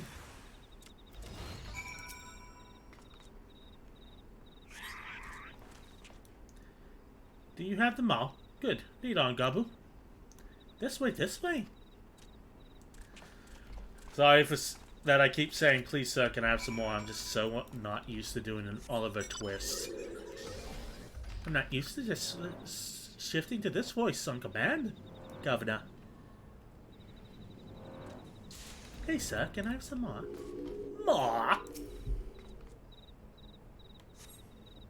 And it's a cutscene. Time is short. If we have the crystals, we should move on to the next cache. Did you hear me, brother? Brother. I cannot shift my voice for the sake of my life. I have accents that I use triggers for. Most of mine are staggeringly offensive. Oh, have you heard my Scottish accent? It's a fucking mess it is. Oh, you'd think I'd never met a Scot in my life. I'd be lucky that I used to United. I can't do that daft bastard for none, neither. I can't even try and... I can do Cockney. Cockney is, like, generally... No, I can't even do Cockney. Fuck that noise. Yeah, you need to shout aye before he says it. Aye, you get the fuck off my lawn, eh? Aye. Get the fuck off me lawn. You bleeding bastard. You daft cunt. Oh, whatever. Maybe that was Australian. I'm getting my dialects mixed up now. Can't do shite. Aye. It's just that I'm shorter than everybody here. Sorry. I'm quite certain that crate once bore Ishgardian seals. Someone took great pains to remove all traces, but enough remains to make out a pattern. See for yourself. I struggle to imagine kobolds traveling to Corthis to obtain crystals, much less bothering to conceal the origins. I suspect these crystals were smuggled into Vilbred by another party, most likely pawn of Asians, as Thangren speculated. I do not understand. Who are Asians? Who they worship Great Father Titan to? Never you mind that. As I said, we do not have the time. Can you lead us to the next cache, Gabu? Yes, of course. Gabu knows the way, sir. This next one is the last, and very large, very big, very huge, very large, titanic, near far, wherever you are.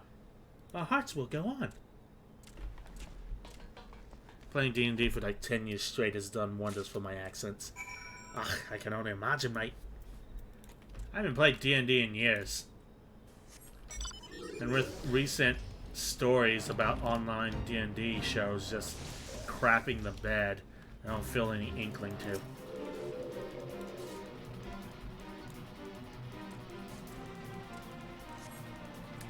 Though you cast about for a time, you see no signs of the crystals. Very intense music. It also helps that I've been the DM for 10 years. Yeah. To be a DM, you have to have that sort of mindset of shifting your mouth whenever you can into deeper voices and longer ranges. Confound it. What about you, Tida? Any long? Bitch, I'm 2 feet away from you. Do you see any more crates with crystals in them? Nothing. But this cannot be. Gabu saw them. Spotted, saw. Kobolds are starting to be very good thesauruses for synonyms for words. There was only one bad guy in D&D that I heard of.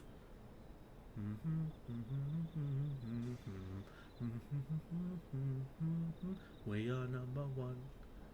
I've heard a couple. Recently. Yeah, recently, only one. Think, brother, think. They must have moved them, yes? The question is, where to and why? Yeah.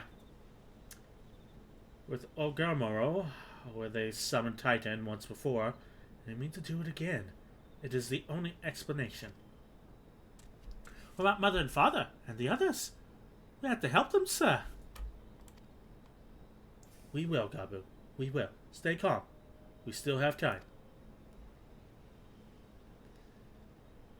They have yet to call for the remaining crates, yes? They had, they would have found the others' cache empty and sounded the alarm. Nevertheless, I believe the time for stealth has passed. We must breach the naval and seize the remaining crystals. There are no other way to prevent the Titan submarine.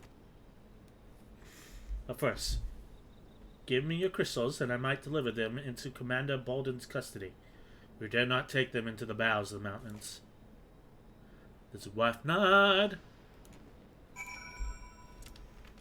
Well, there was that story of the roll. This music is just terrible. Crystal side note, if you would be so kind. You take your fucking crystals so we can get out of here. The music is ruining this entire operation. Thank you. I shall deliver them to Camp Overload for safekeeping. Brief Captain Bolden on the situation. Pray go on ahead. As I recall, there is an aetherite within Ungrammerol mines that should deliver you to the naval. Gabu doubtlessly knows the way. Wait for me there. I shall join you anon. Strange, I would have thought you eager to remain in the thick of action. But if this is what you prefer, then Godspeed, brother. This way, this way.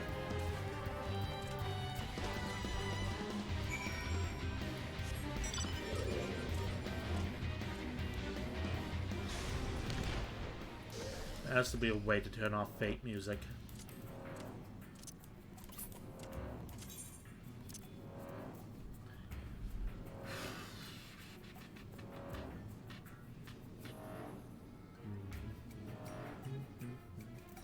Guess not. Now, what was I saying? There was that thing with roleplay, ROLL play, like 2 years ago. Now there's the Arcanum shit now.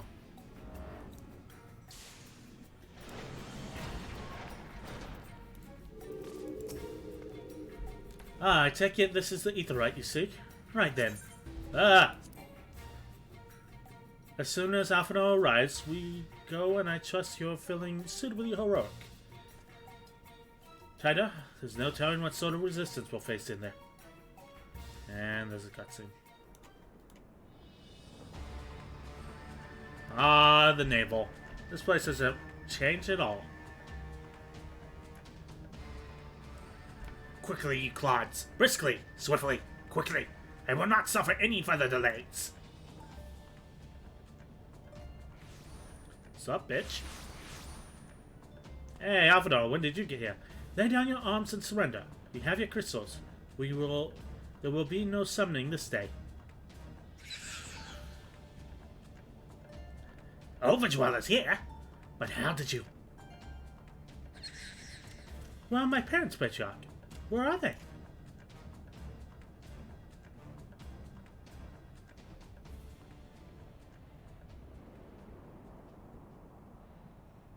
That's dark.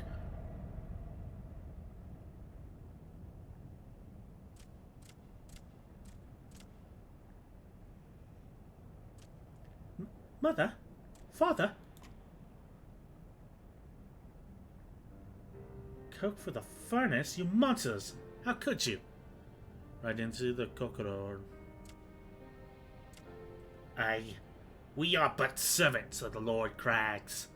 We are his, that he may drink of our blood and partake of our flesh, that he might draw upon the strength of his children and defend them from the tyranny of the Overdwellers. No, Alze, not yet.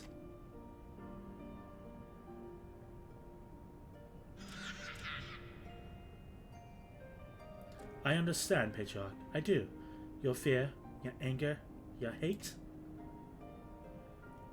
You would do anything to protect your people. Anything to deliver them from despair. Whatever it takes to ensure that those who threaten you can never do so again. But in your single-minded pursuit of this objective, you have brought suffering on your own kith and kin. You have sacrificed the lives of the very people you sought to protect. But it need not be this way, Patriarch. Renounce the bloody course. Cease your attempts to summon your god and work with us, together to build a lasting peace. Another peace to be abandoned at Overdwell's convenience. Oathbreakers, all of you. Liars, betray us. Oathbreakers, you already said that. You take and you take and you take. And when you have had your fill, you sue for peace. You promise that this time is the last, till you grow hungry again. And when we dare to defend ourselves, you declare that this beast tribe cannot be suffered to live. That a god drains the land of ether and brings naught but suffering, death, destruction, and suffering upon us all. I will hear no more lies of you and yours, Overdweller. You've ruined your own lands. You'll not ruin ours. Fair point. God, this is gonna do a number on my throat. Hopefully he doesn't speak again. I said I'd come for you, I did. I'm here. I'm here. I'm here. Say something, please. Please.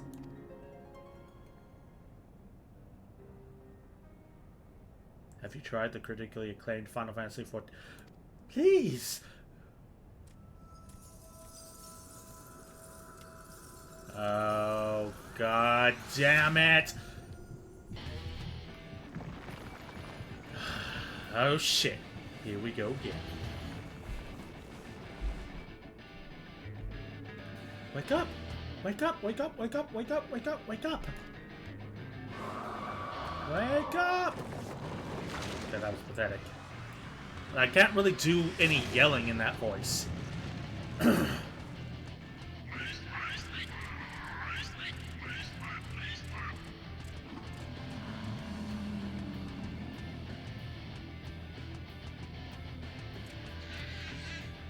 Welcome to the Friday Night Raw. We're here for the SmackDown, bitch.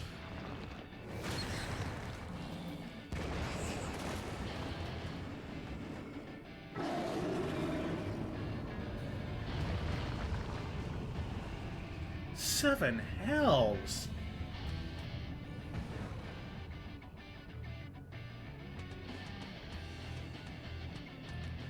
I'm here. I'm here. I'm here.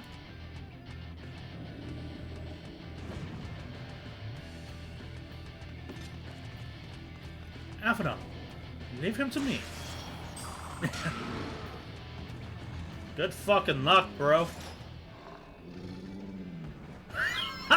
Did you just throw a squirrel on his face? We mess away.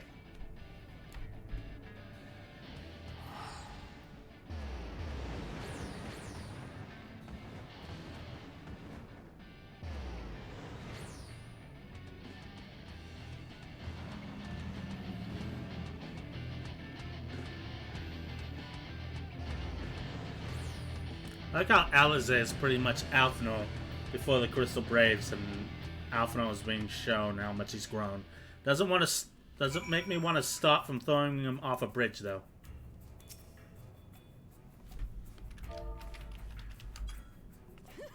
Yeah.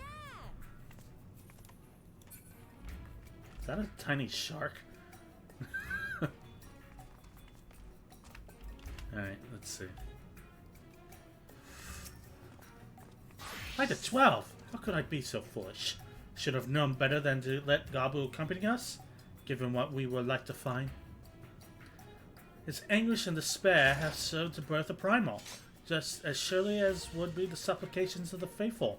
Once being born of such tumultuous emotions, this incarnation of Titan seems incapable of naught but violence.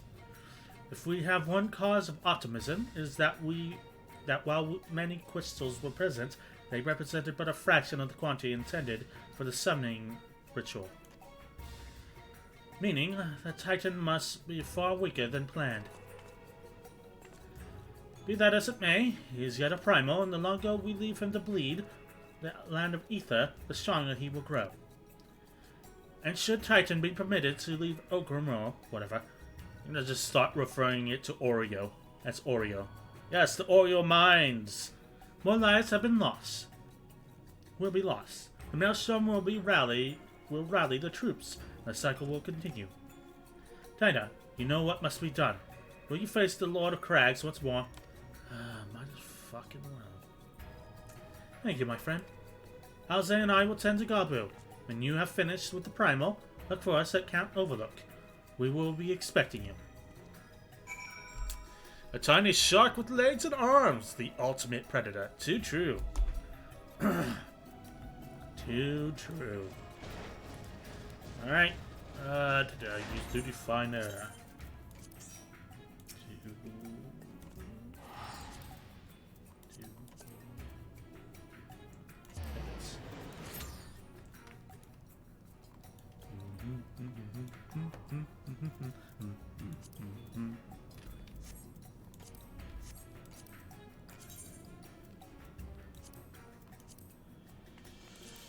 Oh, I never tried these out. See how they look. Battle stance.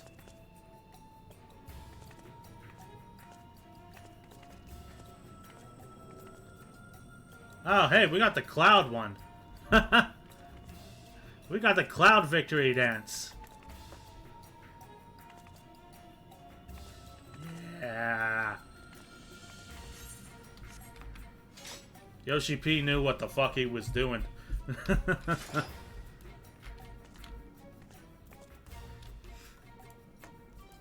Lizard wife?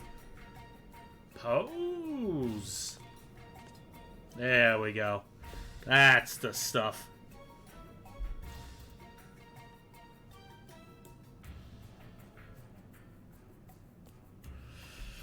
As per usual, you have kick-ass armor. Anyway, as we wait for the queue, what is going on? Alright, D&D. Any good D&D shows you guys watch? It's like, usually when I watch D&D, I get secondhand embarrassment. Two Dark Knights are a powerful combo. That is true.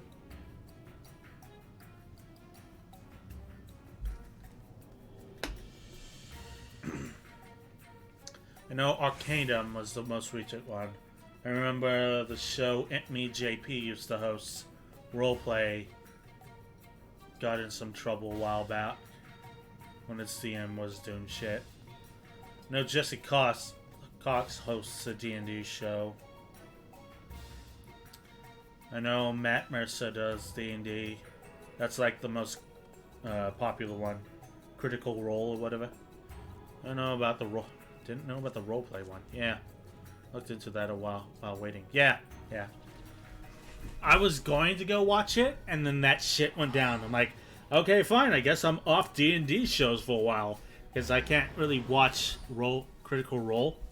Something about it gives me secondhand embarrassment. So. And then Arcanum's thing was getting great reviews, and the V Shoujo girls joined in. I'm like... And then Juniper Moth was going to join in the next part. And I'm like, okay, maybe I'll watch this. And then, again, as if like clockwork, shit went down. So I'm just going to take that as the universe telling me, never watch a D&D show. Because if I go to watch it, shit will go down. Also, this armor took a weird shade of pink in this lighting. Kind of a maroon. Funny enough, the roleplay DM was one of my original inspirations. Just like Arcanum was before he fell. Too true.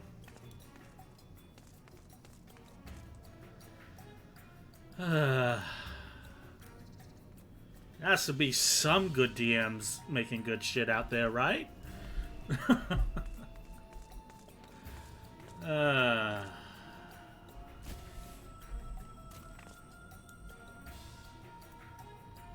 Tons.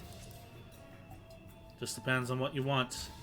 There was a small D&D group of VTubers, but I forgot the name of the channel. Oh, that's right. Joe Cat. Joe Cat is also doing D&D, wasn't he? Okay, pull us out of the queue.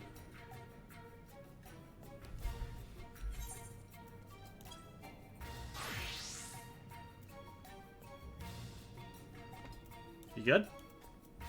Alright.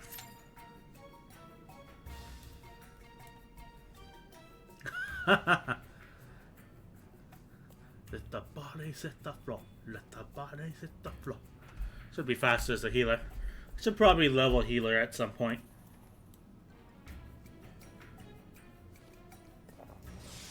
Oh, you know what we can do while we wait?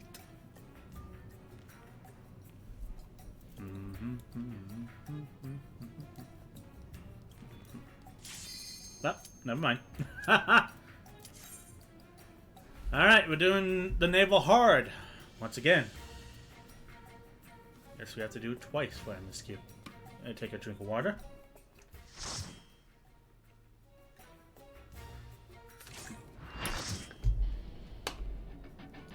Wow, even without queuing together, there's another Dark Knight. Must be Dark Knight season. I am vengeance. I am the night. Wow, looking at the UI, this is just no good place to put chat, is there?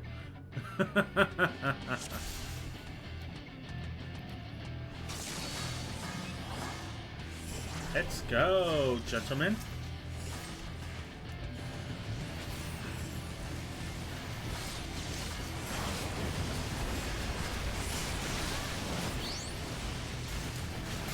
Thank you, KO2. I'm gonna still try and chat with you guys as I'm doing this. Get into the groove of chatting while I run stuff instead of going silent.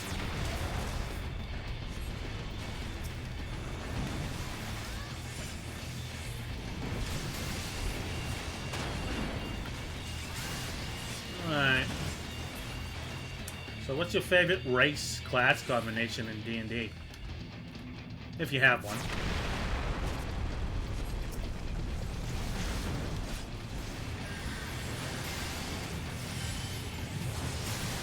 Oh no, he's pulling out Stevie Nicks.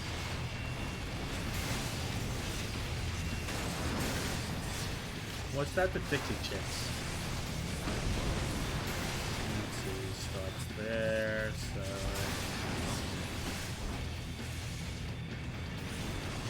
Start there.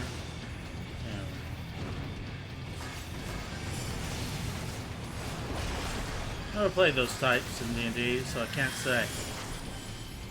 There. What have you been doing in Final Fantasy XIV then? You said you played all weekend? You catch up on a bunch of stuff, or have you just been discovering new stuff? Oh my god, that is a cat nose. Ah! Why are cat noses so ticklish? Tickling.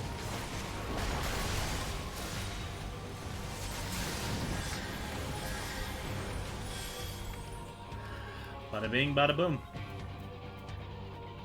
Alright, let's see if this is physical or magical.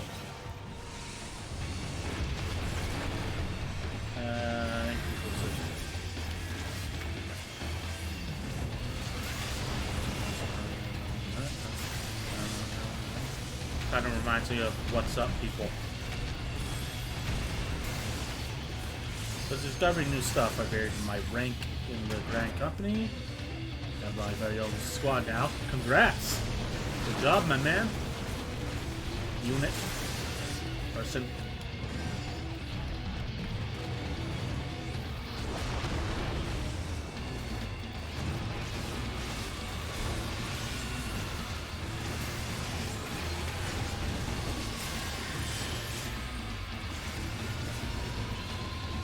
Oh, Doug is down. Tick, tick, tock, bitch. Sand coffin.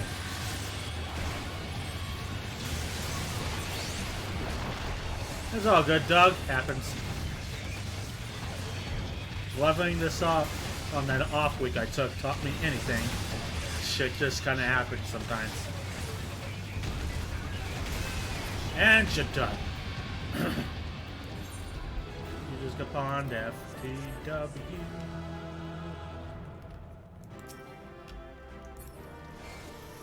Wall of cracks. Can't use that.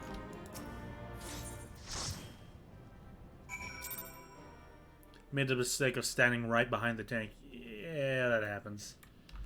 As for usual, thanks for the help, Doug.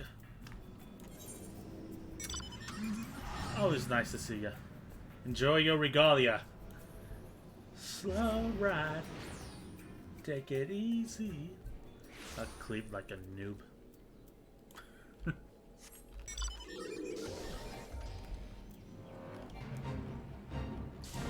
Happens. Sometimes. Cutscene. Ah, there she is. Did I not tell you she would return safe and sound?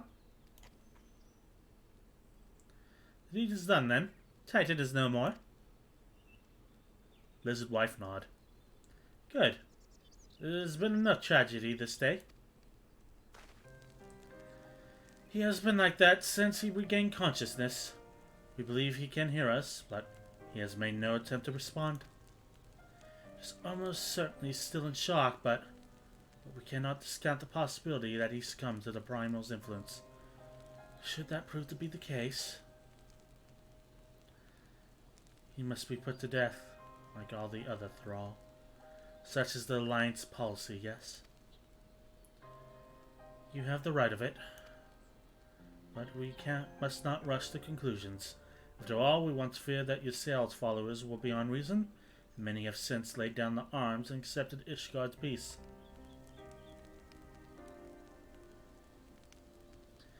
We can but watch, wait, and pray.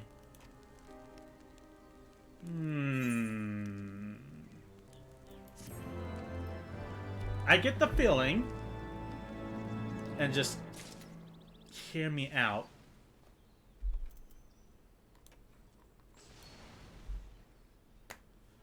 for the longest time, the things ailing Eorzea have been beast tribes summoning primals.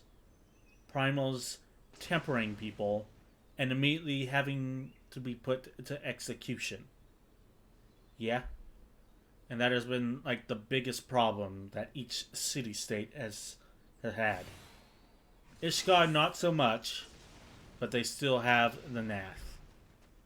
And the Vanu, which only started summoning primals when the Ascians started invading the lands. So Eorzea has had a longer runtime of having the problem with the Leviathan, Titan, Ifrit, and Garuda.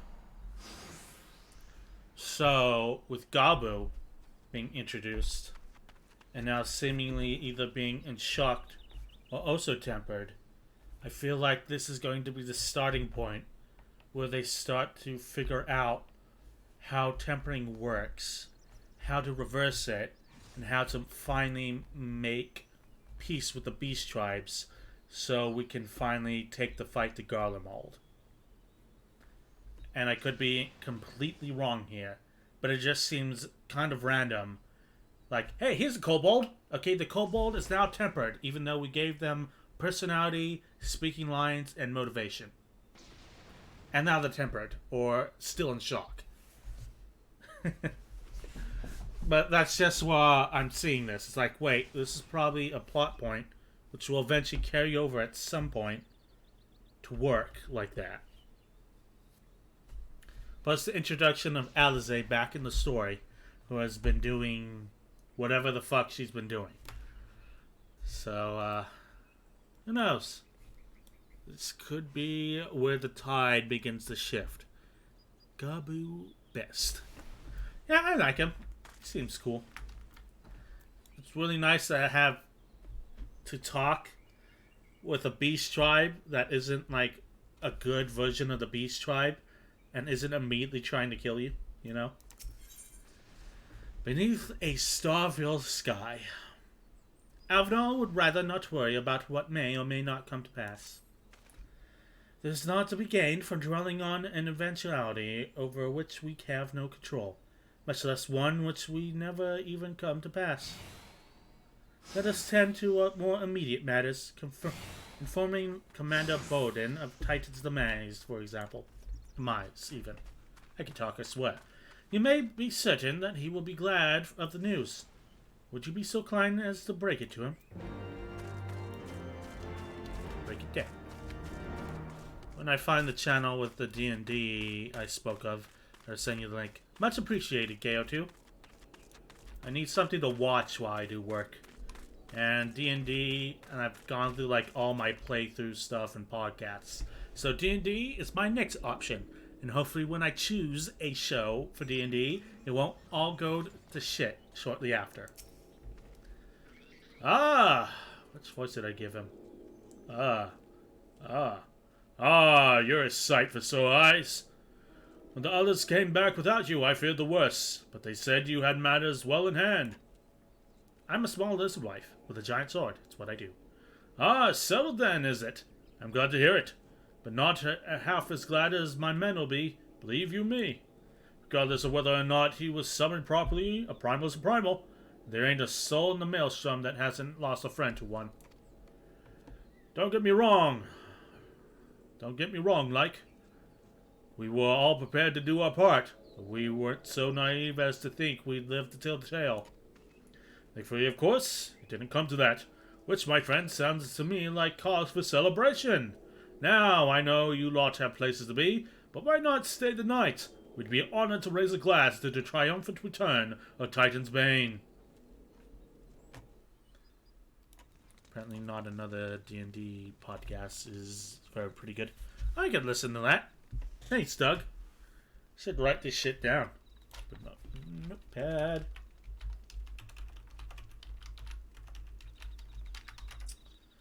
Not another D&D podcast. And it is written down. God, look at that sky. So used to, like... Who goes there?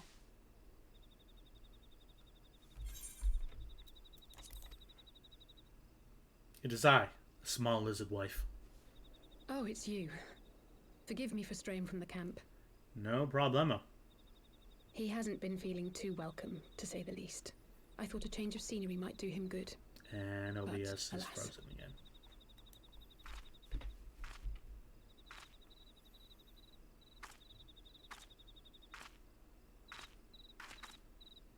Lizard wife, sit. It's so quiet out here. The stars spread out before us, beckoning across time and space. Dawn may banish even the darkest night. How bitterly beautiful, those words.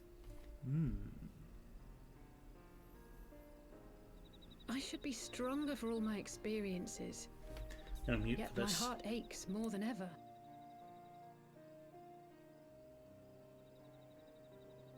I never understood why Grandfather gave his life that day. I thought that if I came here, I would find the answers I needed. But when I finally laid eyes on the land he sacrificed everything to save, saw firsthand the bickering, the pettiness, I was disappointed. I was angry. I could not fathom how these people were more deserving of his love than his family, than me. Nevertheless, I had to believe he had good reason. I was determined to uncover the whole truth of the calamity and, perhaps in so doing, find my own purpose in this sea of chaos. My travels have been enlightening, but I cannot say that I have enjoyed them.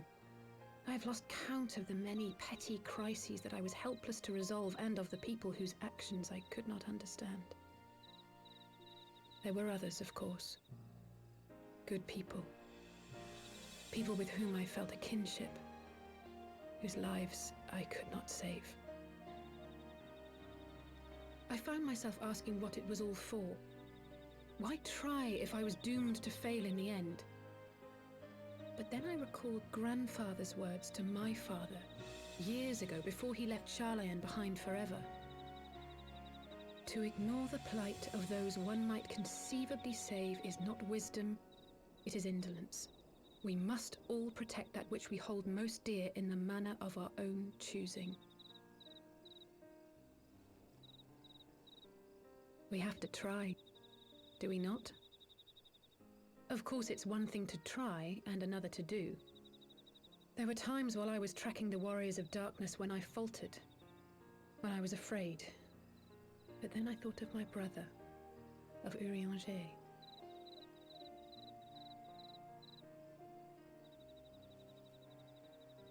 Oh, pray forgive me. This conversation has been rather one-sided, hasn't it? Mayhap you could recount some of your adventures in Ishgard. Want to hear about the time Alphanor was referred to as a whinging maid?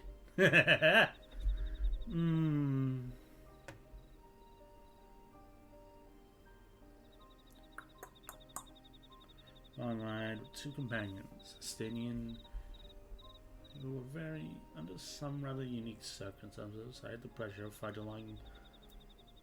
Let's go with that one.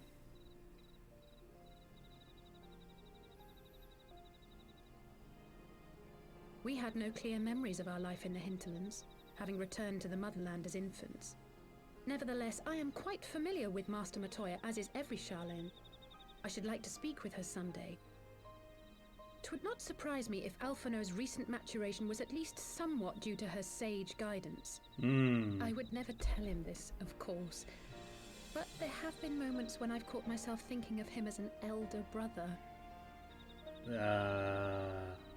You guys are twins, right? The hopes and dreams of so many rest on your shoulders, Warrior of Light. As long as the sun rises, we can but carry on, for the sake of those we hold dear. Justice demands no less.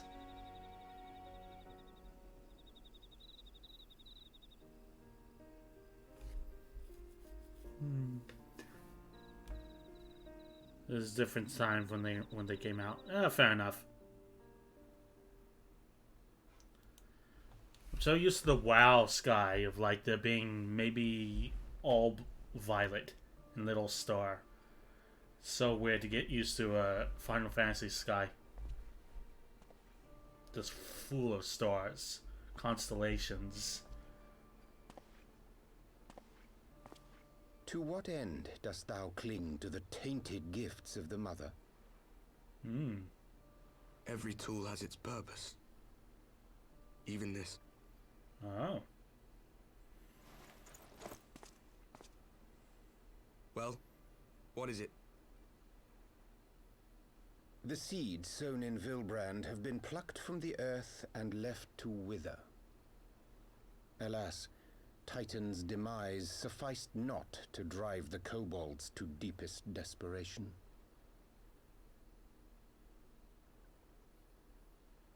What did the man in white have to say? They're coming to take me away. That we are to proceed as he did first set forth. Well, that's easy for him to say. It's not his bloody world on the brink of destruction, is it?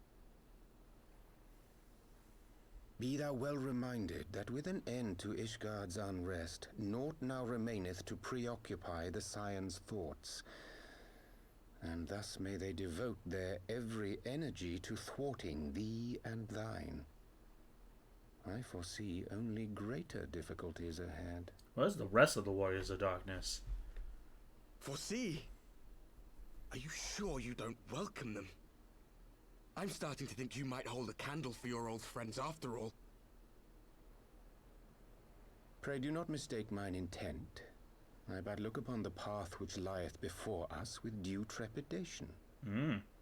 Shouldst thou be of like mind, pray consider then another course.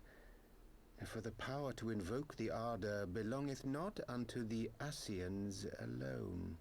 Oh? With thine own hand strike down thine enemy. the so-called hero who would see thy home lost to light. Do but this, and thou wouldst at a single stroke disrupt the all too delicate balance of this realm, plunging her straightways into chaos. Mm-hmm.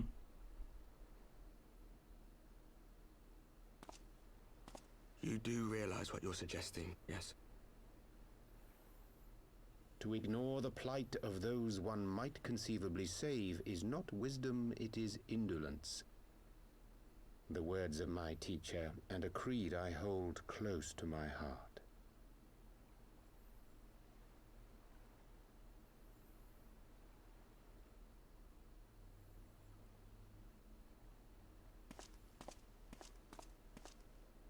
Very well. Draw her out. We'll make it quick. It shall be done.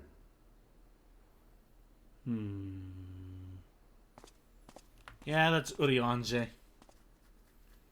Recognize his voice. What good a creed one cannot uphold? What hurts soothed? What lives saved? Oh, hapless fool, what hast thou wrought by thine own hands? Minfilia, my friends, I shall not now beg your forgiveness. Full deeply though it paineth me to walk it, I shall not stray from my chosen path. As Moonbreeder remains steadfast, so too shall I.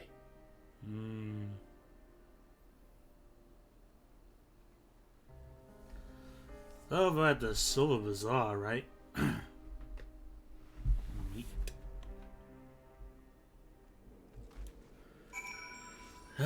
Shit about to go down.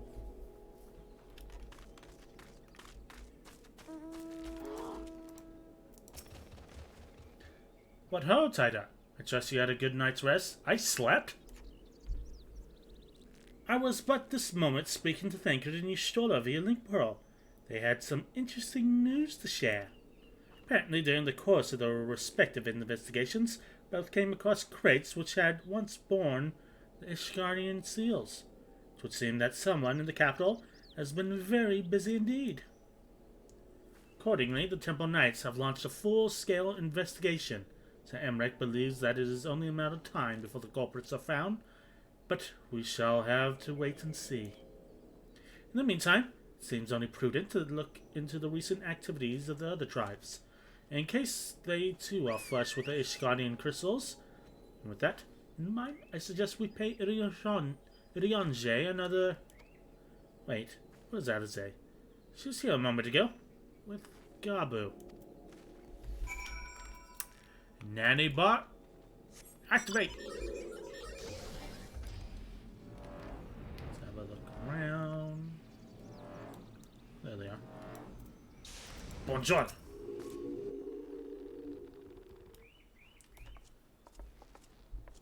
Comment allez-vous? Let me guess. It's time to leave, isn't it? My apologies for disappearing again. If it isn't any consolation, I'm already packed my things. How is he?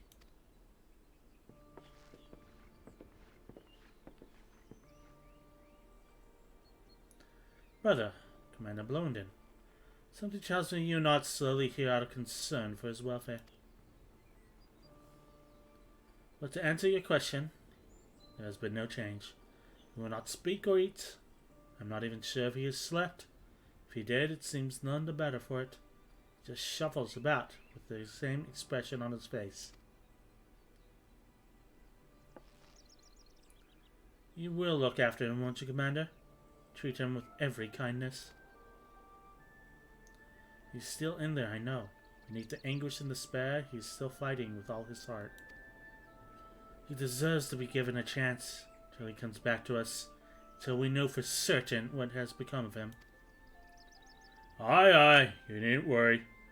If he hadn't risked his neck to warn us and help you secure the better part of the crystals, this could have turned out a damn sight worse than it did.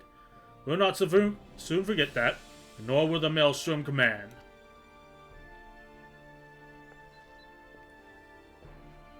I'm sorry, dear Gabu. I truly am. You should never have been made to, and I know I cannot possibly understand. Mayhap there's nothing I can do or say. The pain, the anger, the helplessness.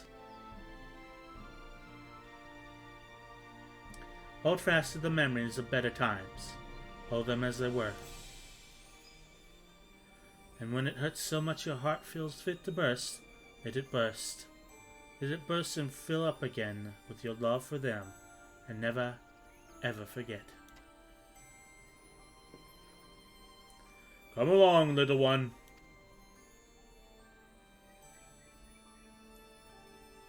I will remember them. And you, Alize. Thank you.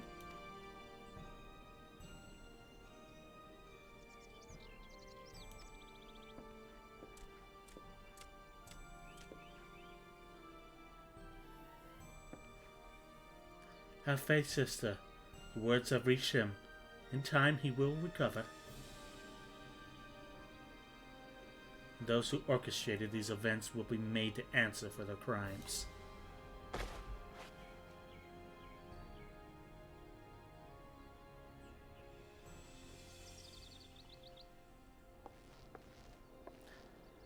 A 1,000 times over, this will be a reckoning. You think those ponytails ever caused them headaches? So tightly wound and knitted. Like, holy shit.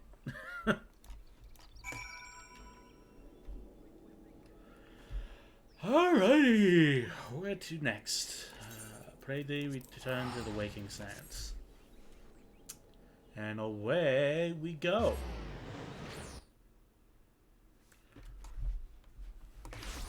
Nanny Bat, activate.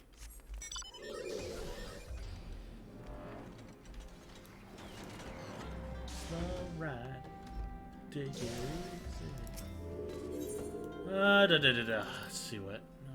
Channel. Apparently not another D&D. Okay. Hello there. We have heard the glad tidings of Oreo, my friends. By the grace of the 12 and your most valiant efforts, the people of Limsa may rest easy. I should like to think so, yes. Though we failed to prevent the Lord of Crags from manifesting, we did succeed in weakening him and enabling our friends to dispatch him before the Warriors of Darkness could make matters worse. 'Twas by no means an unmitigated success, but it will have to suffice. Then let us speak of another matter, on which weigheth heavily on my lady's heart, mine. As thou didst request, I sought out the Gurran oracles, that we might better understand the aims of the Warriors of Darkness. Though the copious use of allegory defieth any singular interpretation. God damn! That is a sentence and a half.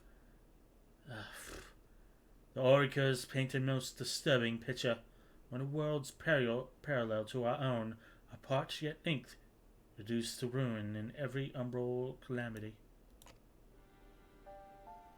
7 times have they succeeded. Then, of 10 or 3, only 6 worlds remain. Aye, all is as my lady Minfilia spake unto thee. As for what becometh of those reflections when they and the sword are rejoined, frail flesh undone in umbral fires, each soul surrendereth to her call, to flow unto the endless sea, there to endure as one and none. Then if the Warriors of Darkness succeed, everyone in the world will die.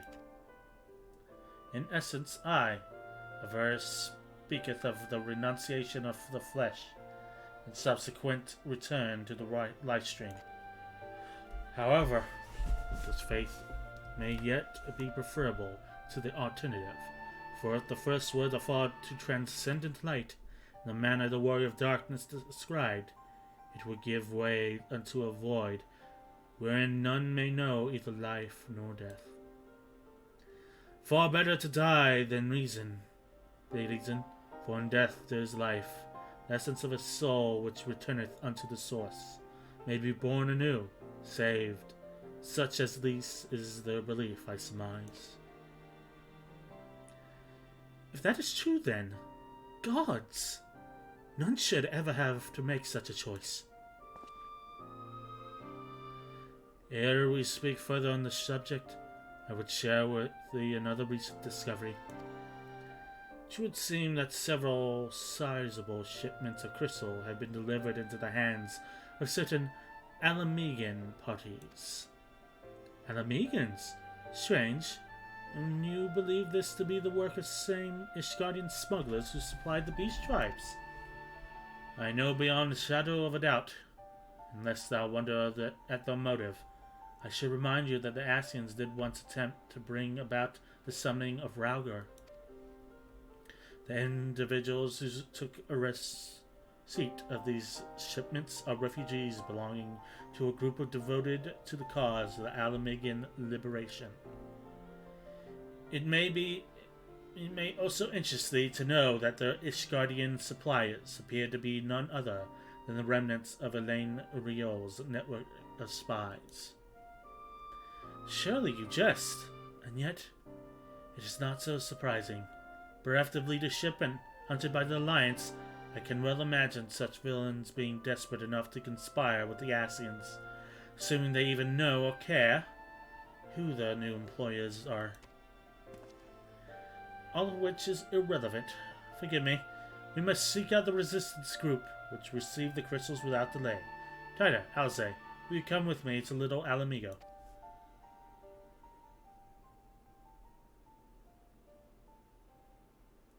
Yes, of course.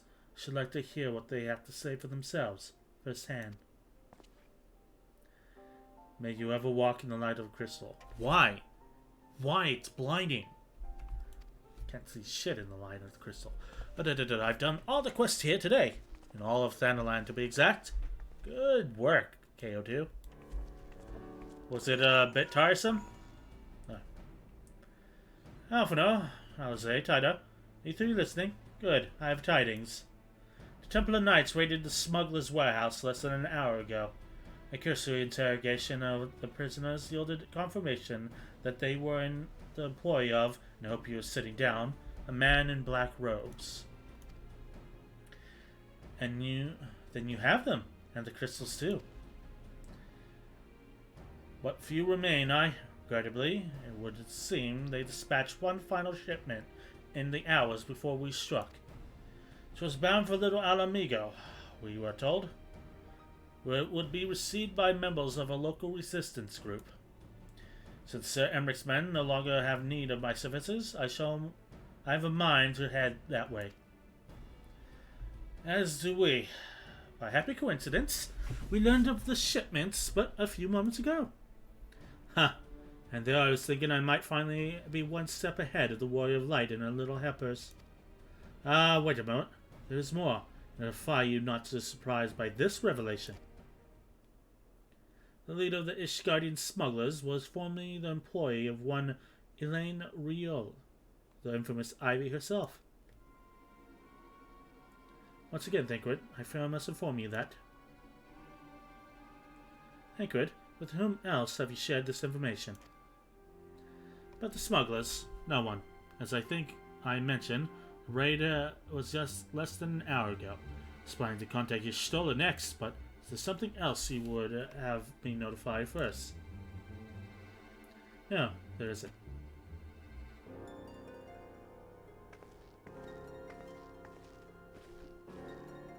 Just a little bit. Oh, so long as it wasn't too taxing. What in the world has gotten into her? This is twice now that we have sought Urianje's aid. Twice she has treated him as if he were a stranger. The Archon was one of Grandfather's most dedicated pupils and spent as much time at the Linguini estate as we did. He's practically a member of the family. Truth be told, I struggle to recall a day from my childhood when I did not see the three of them laughing together. If this continues, I may have to raise the matter later, though. Little Almega awaits. Awaits, even. God damn. Alright, heading back to Little Alamigo. For the first time since we went with Frey. Zoom. Zoom.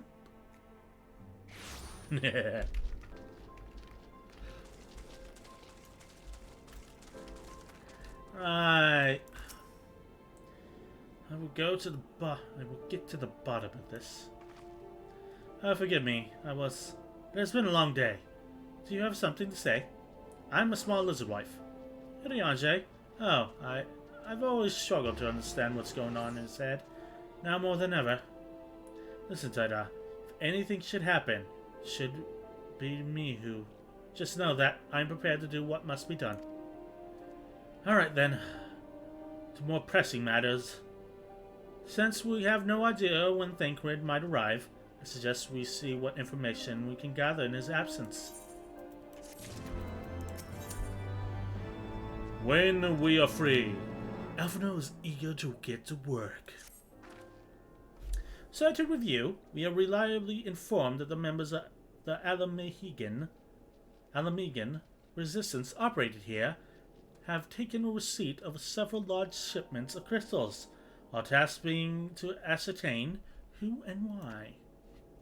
Given the size of the settlement, I find it hard to believe that anyone here could be wholly unaware of the resistance movements.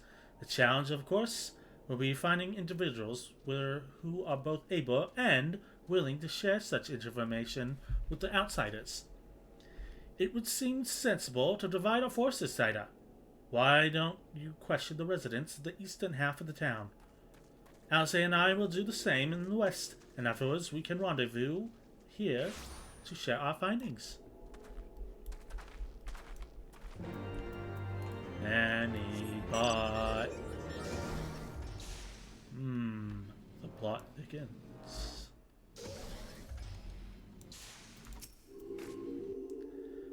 I see you there, going around asking questions, looking for the griffin and his lot, I bet. Seems the talk of the little Alamigo these days. Folk wondering what he's about, what he's got in store for the Guardians, and what's under the mask of his, of course. Some say he's hardly got a face.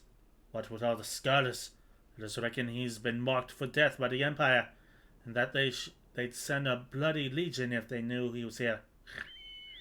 Your guess is as good as mine. I couldn't settle on a voice for that dude. First I was just going to go for my usual, but then he started throwing commas at the end of his words, which suggested an accent of some kind. And then I just kind of faltered near the end and went, fuck it.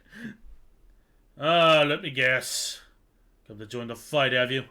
No need to deny it, friend. You're not the first to answer the Griffin's call. Oh, he's lit a fire in every Alamegan's heart. He's also inspired more than a few Uldans to pledge themselves to the cause. And little wonder, the Guardians won't stop until they're all under the yoke.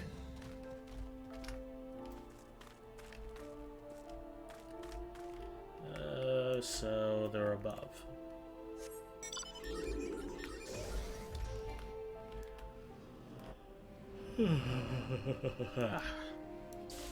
Yonage. Yeah, resistance. Damned if I know. It's not as if I'm in any use of them. If you set store by any of these tales of secret weapons, good luck to you. But I'm too old for the mass bedtime stories. This is our lot. It's time we get used to it. So, little Alamigos as depressing as always. I'm back. Just realized how creepy that claw is. So the claw is your favorite mount? Yeah. I mean, the way it just carries me around like I'm a kitten being carried by the scruff of my neck. It's like nuts. Yeah, until I get a giant bed mount, the Magitech claw will be my mount. There's just something amusing about being carried around like a tumultuous brat.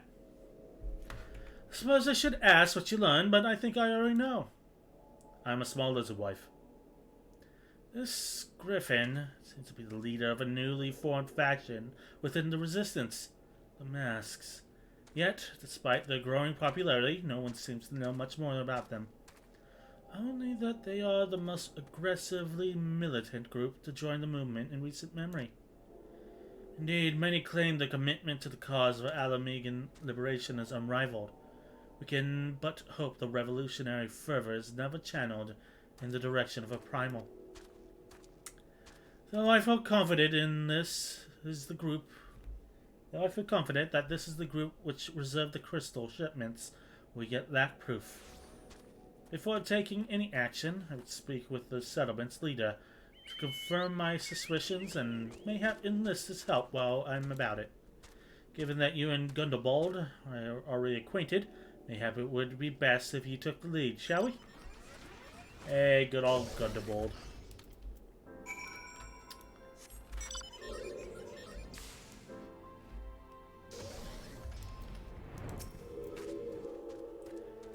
Much as it pleased me to see you again, Tida, cannot help but wonder if I should be worried. I hear you and yours have been asking questions. I'm just a small lizard wife. The Griffin, I know of him, as do we all. He and his mask have become a leading faction within the Resistance. Though there was suspicion of his first, given his secretive ways, he's quickly proved himself a charismatic and capable commander. Men are drawn to his passion and his vision. They truly believe that he has what it takes to lead them to victory. Even I cannot help but admire the man for what he's accomplished. But I have not forgotten Wilred. I was blind to the danger of his ambitions, and you were not. The Griffin will soon deliver a speech to our people at the sunken table of Korn. Go and see him with your own eyes. Weigh his words with your own heart. How convenient. 'Tis but a pity Thancred is not here to join us. You two go on ahead. I shall stay behind and wait for him.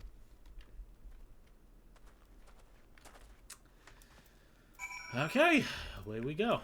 Where the hell is this sunken temple?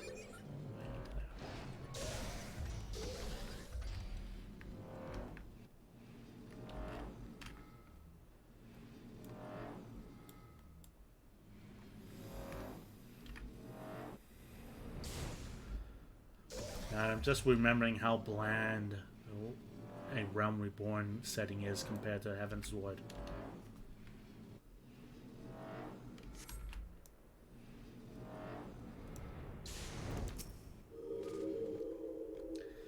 Has it begun already? I hear voices coming from within. And a cutscene. And I'm gonna mute.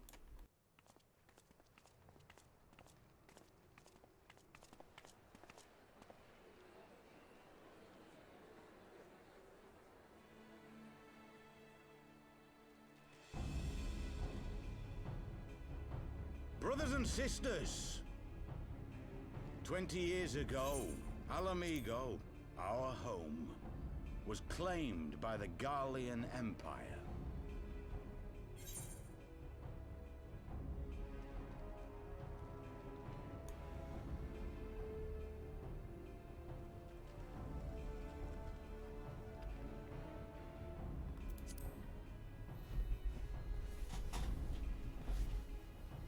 In our haste to overthrow the King of Ruin, we turned a blind eye to our foes in the north.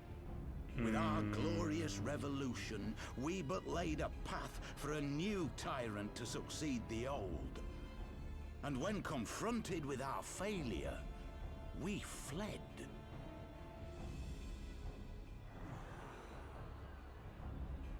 Not a day goes by that I do not think of those we left behind. Think of them and feel ashamed. And I know each and every one of you feels the same.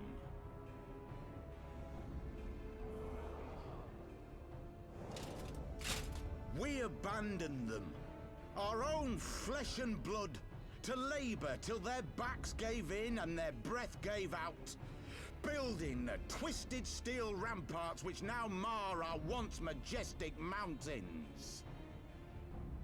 We abandoned them, the brave and true, to fight and die for their country, or worse, to be conscripted and sent off to rob another poor bastard of his home. We abandoned them, the meek and powerless, to bow and scrape when the Garleans pass, to sully themselves that they might live to see another day of misery.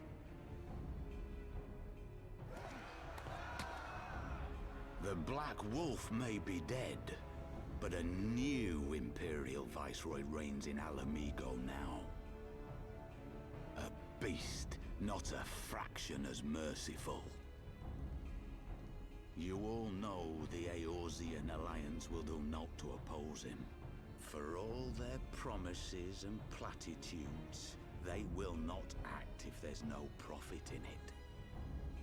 Only we can free our brothers and sisters from the Empire's tyranny, my friends. Only we have the courage to stand and fight. They have imprisoned us. They have enslaved us, and they have murdered us. But no more! Blood demands blood, and the Garleans shall pay for every drop they have spilt upon our lands.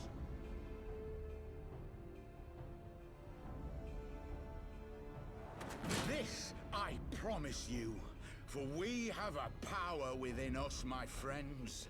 A power befitting our pride, our righteousness. Only join us, and we shall grant you the means to unleash it, and together we shall see the Alamigan standard raised over the mountains of Gia Arbania once more!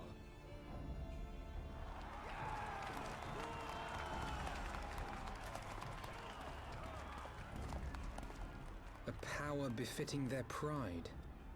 Not at all ominous, that. Wait, is that...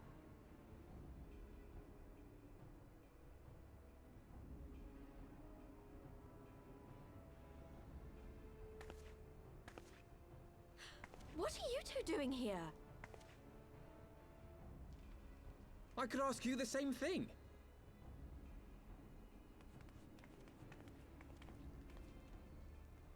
Well, this is quite the surprise. If you see what I see, if you feel as I feel... Might I suggest we continue this conversation in more agreeable surroundings? For it is not strength of arms that will win this battle, but strength of heart.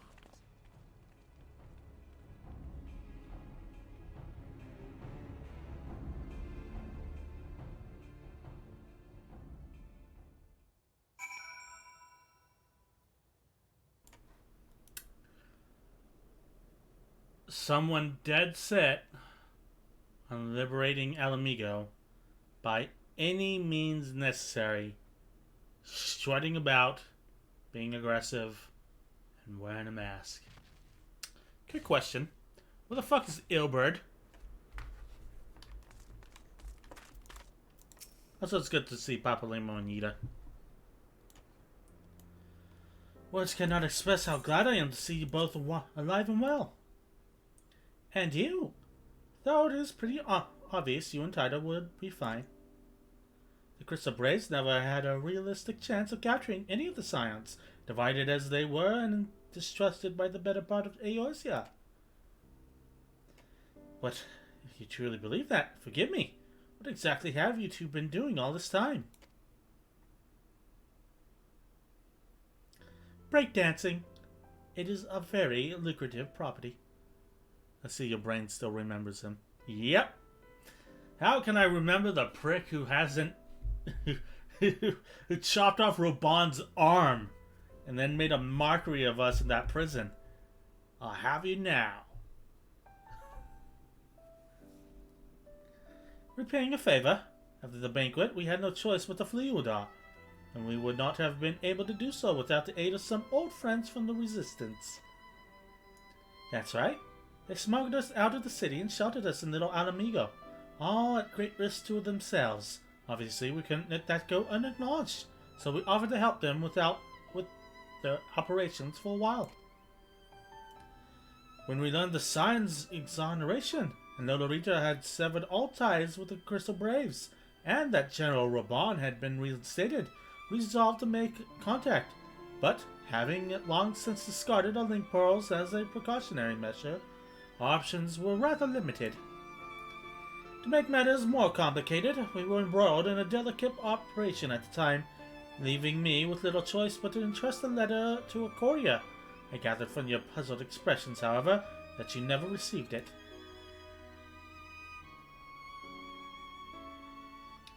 To be honest, we thought this might happen. The masks are happy to let the refugees spread the word within the community. They're pretty strict about communicating with outsiders. Oh, and we also heard a rumor that the Griffin doesn't want us meddling in his affairs. The Griffin mistrusts the signs of the Seventh Dawn. Curious. It's well known that we are no friends to Garlemald. One would think the man we saw beseech all and sundry to join the cause would welcome our support. Ah, I should say that the man you saw was not in fact the Griffin, but an impersonator, and a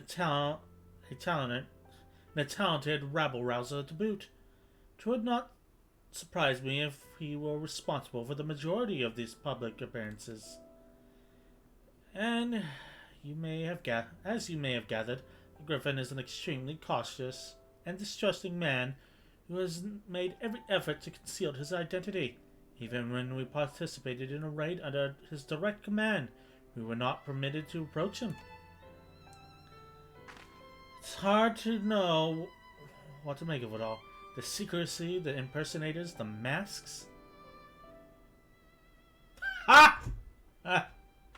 What? It's not as if I'm making you all wear one. Mine only covers half my face. It's completely different. Ha ha ha!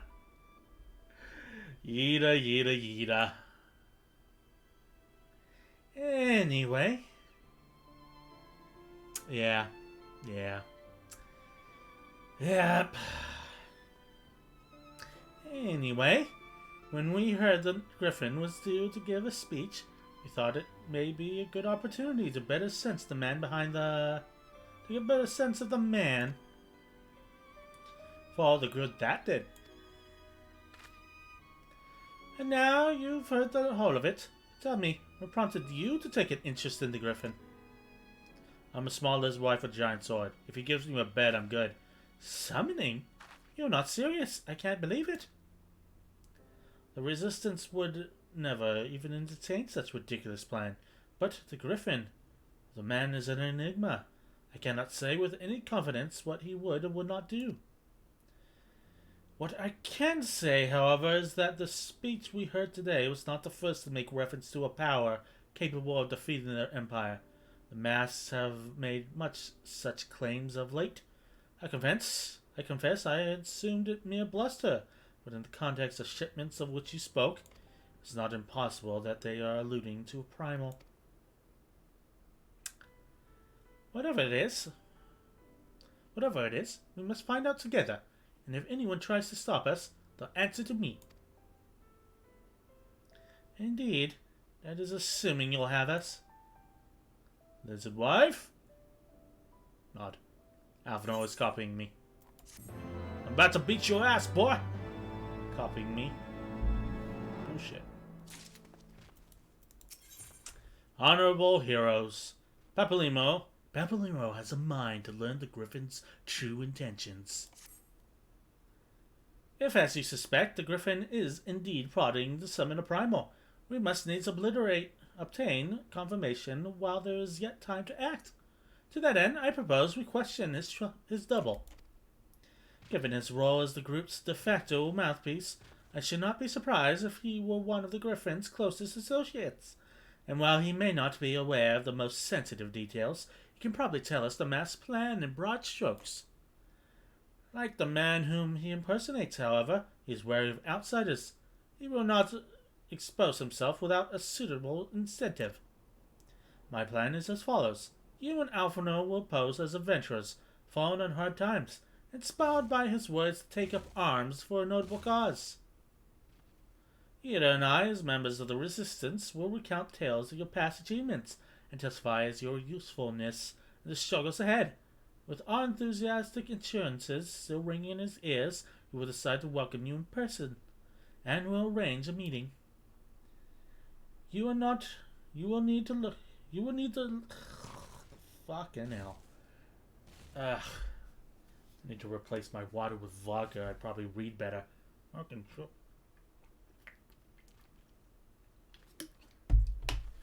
Try that again.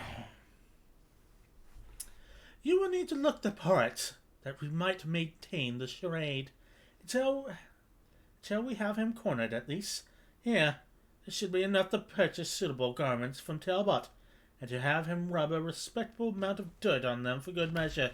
Any questions? Where the fuck is my bed? It seems simple enough. Thank you. And with that, Tida, let us be off.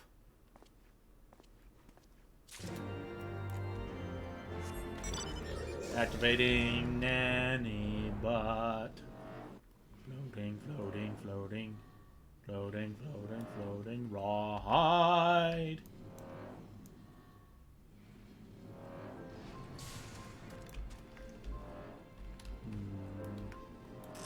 What is good, Tailbot? Yeah, you wanna buy what? I don't know what you're up to, but I want no part of it. Yeah, have some money. Well, when you're the one with the gear, seeing as you're friends with Papanema. Yeah, tunic slops for butter you, tailored cheated to your tastes. Now for you, before someone sees us together. Clothes maketh the man, as they say. Right then, I will go and change and see you at the spot Papalima marked on our map. Okay, I guess we're back to slops and clothes.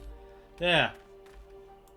I look inconspicuous with my giant sword, armored hands and feet. Where the fuck am I? I don't know. Plus, no one will look twice at an approaching Magitech hand. Well, look at us, a pair of down-at-heels adventurers, seeking a chance to recapture past glories. Yes, this should suffice. Now we play the waiting game.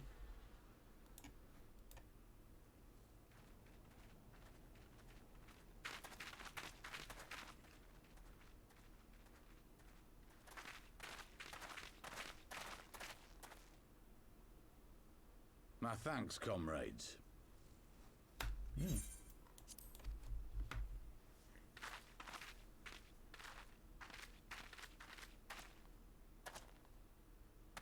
You must be the esteemed adventurers of whom I've heard so much. I understand you have taken an interest in our cause. Indeedly do.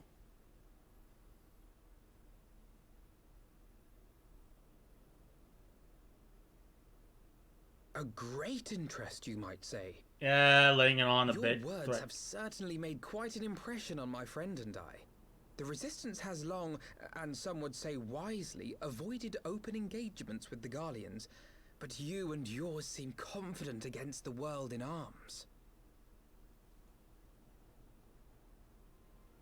I can only assume you have good reason to be so bold. Why, one might even think you are planning to summon a primal. Because that would do much to explain the sizable shipment of crystals you come on, recently Alpha, received from your supposed to smuggler be friends, whom our Ishgardian allies have since detained, lest you wonder.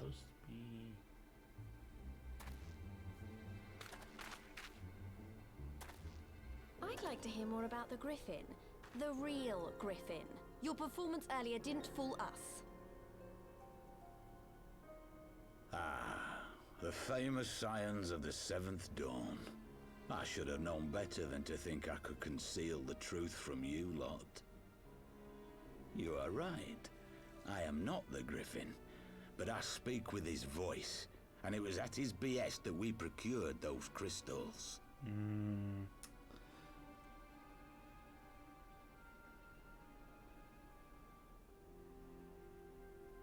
You are wrong, however, if you think that we procured them to summon a primal. We used them to reach an accord with the Amalja. In exchange for crystals to summon their god, they will aid us in the fight for Alamegan liberation. Is that guy's shield just floating on his back? You've got to be joking. Have you gone completely mad? Kind of. When people find out you helped the lizardmen summon Ifrit, they'll turn on the resistance. Alamigo will never be free.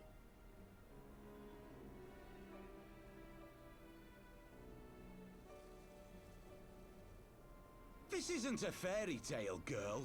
We don't have the luxury to play at being honorable heroes.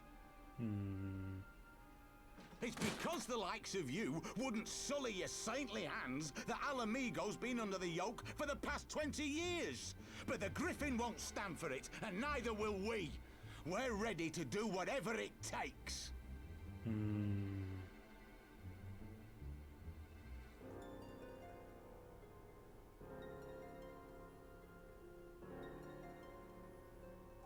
What proof do you have of this arrangement with the Amalja?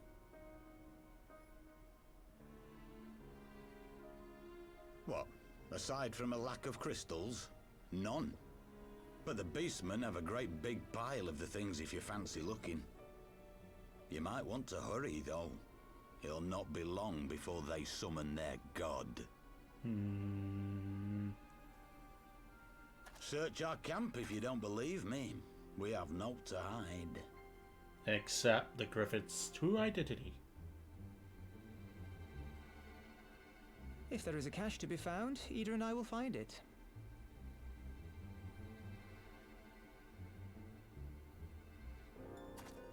Then let us be off.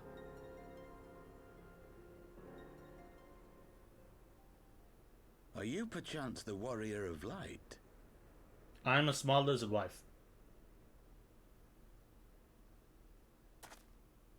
Aye, I thought so. You should know that a great many who have joined us did so because you saved them. Because you showed them that one brave woman can make a difference.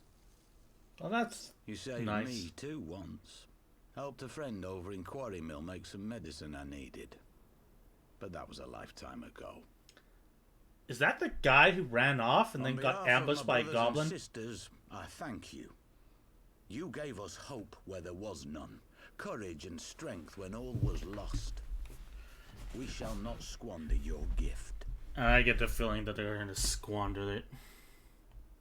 How cool. That's a nice little callback. What was his name? Mefrid? I know that look, Ida, and I do not like it. You cannot seriously be contemplating taking up arms with that band of cutthroats. I just...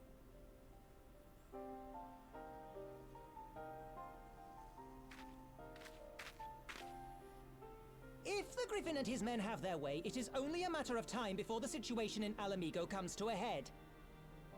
Your homeland's future teeters on a knife edge, and any reckless action, however small, could have irrevocable consequences. I like that word, irrevocable, even though I can't pronounce it with shit. Mustn't lose sight of that, Ida. When the time comes, we must all make our choices, but we must do so in full possession of the facts. Now, let us away. There is work to be done.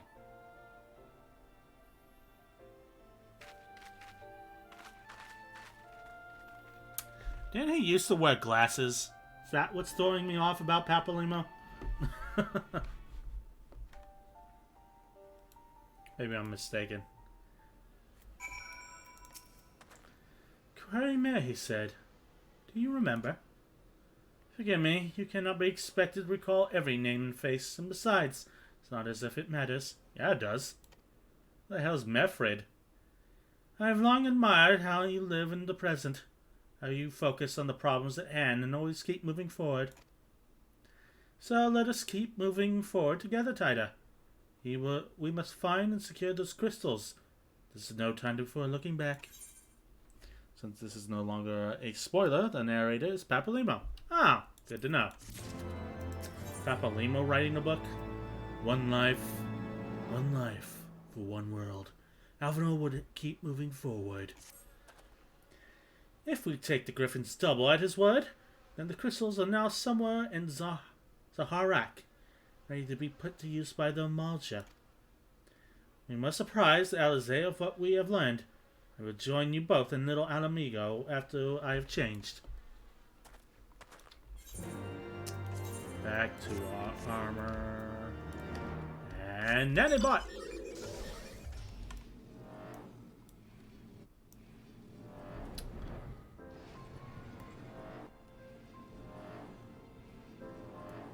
God. That was a maze. And another cutscene. Now that Thancred has finally arrived, maybe you can share your latest news. I'm a small lizard wife. You mean to tell me that while we were worrying ourselves sick, Ida and Papalino here were here all along? Well, Stoller will be relieved and also angry. Mainly angry, I should think. As for the crystals, what choice do we have? We cannot very well leave them in the hands of the Amalja. For all we know, they could be preparing to summon Ifrit as we speak. We must make for Zaharak without delay. Agreed. If there is not else to discuss, let us depart at once. Lizard wife nod.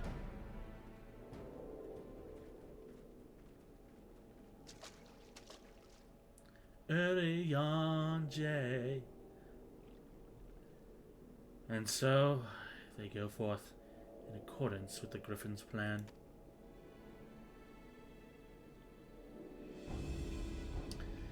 Players are gathered to assume their masks on a stage wreathed in flame. Ere long the curtain shall rise, and the drama of which I am author, Gods Forgive Me, shall at last be performed. Naught else remaineth, save to stand at the ready, pray the chance is seized, for never shall we know its like again. That's fucking ominous. Oh, I know that sound. We're in for a tussle. Let's fucking go, chat. I confess I expect a warmer greeting, but we must not jump to conclusions, not until we have braved about the Bowl of Embers. We must be ready to engage the enemy at any point. If you were to make any final preparations, pray do so now. I shall await your signal. Upon proceeding to the Bowl of Embers, several cutscenes will play in sequence. It is recommended that you set aside sufficient time to view these scenes in their entirety. Proceed. I don't know what the fuck I'm going on about. What? This isn't right. The Amalja would never leave this place so poorly guarded. Falcon punch! Not willingly, no. God, after seeing that after a few times, I have to make it interesting somehow for me. Yeah, that's about right. We're in for a tussle. The saviors of Eorzea. Slow as ever. I didn't even know that we were in a fucking race, man. Give me your axe. 12. Will you never learn? You know, you're right. Mayhap it is time for a change of tack.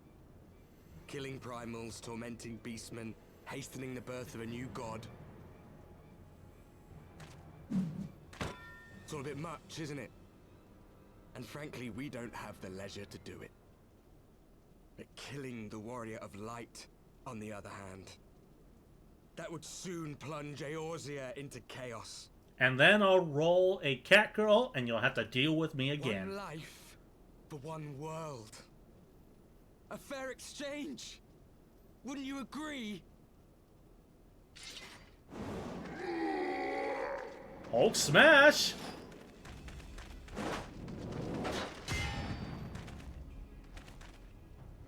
lest you forget, you've more than one opponent.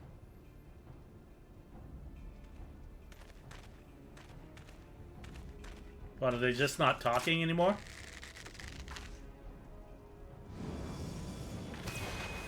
What the fuck?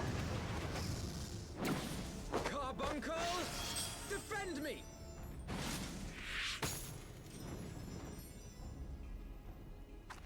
I sense you will offer more than mere target practice, unlike your sister. Oh, there's the voice actors. Fucking owned! Alize!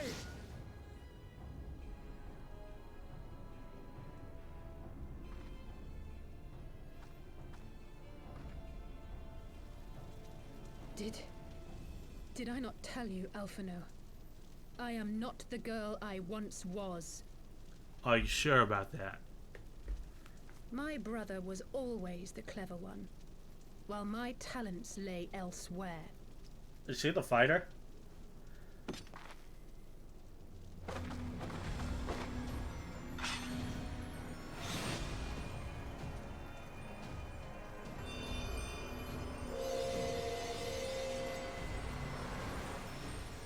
That's intense.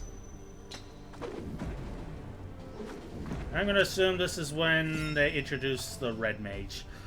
If you would dare to stand against us, to destroy all that we hold dear, then you shall die by my sword. She's the hothead, hence the red. Let's finish this.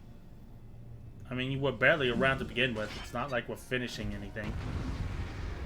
Here we go. Time to have a tussle.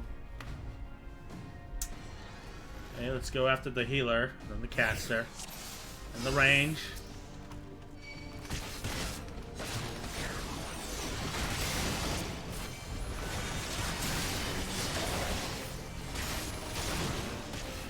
And we can deal with the tanks.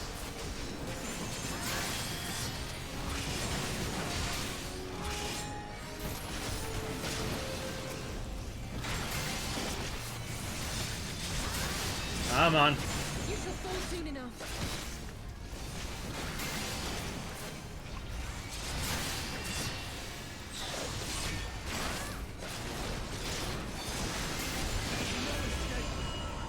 Okay, I guess we're doing this yet.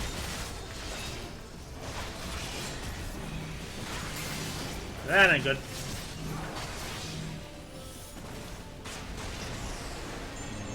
Okay, okay. So this is the teaching phase. They teach us everything the Warrior of Darkness is going to do.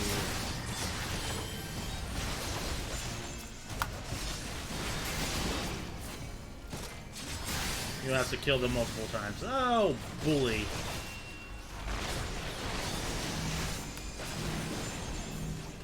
Just my luck.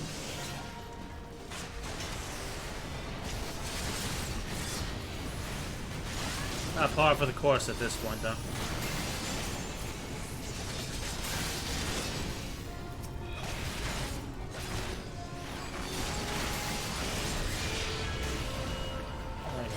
Always gonna be at the ranger, so just focus down healer and the caster.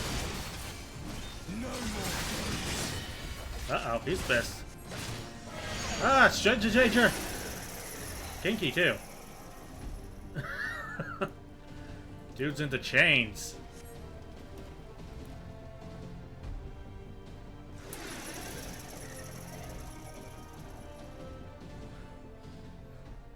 It ends now.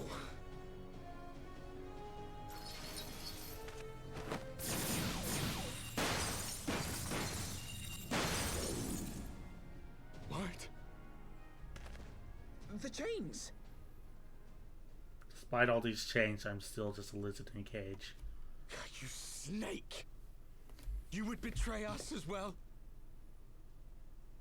He that holdeth fast unto his convictions shall never count betrayal amongst his crimes, though all the world may call him villain. My path is unchanged, my creed sacrosanct. This I believe with all my heart. Mm-hmm. But say, warrior of darkness, and speak true, what dost thou believe? that rendering up the souls of thy world in service to the rejoining will grant it salvation? Nay. By the 12! Oriange! Saw that coming!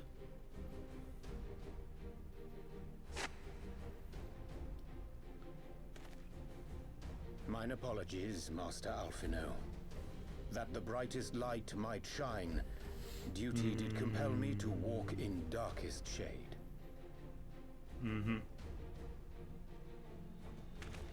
You sweet fool. I was almost willing to believe you had turned against us. I expect a full explanation when this is over. For now, may I assume you have turned your cloak for the last time?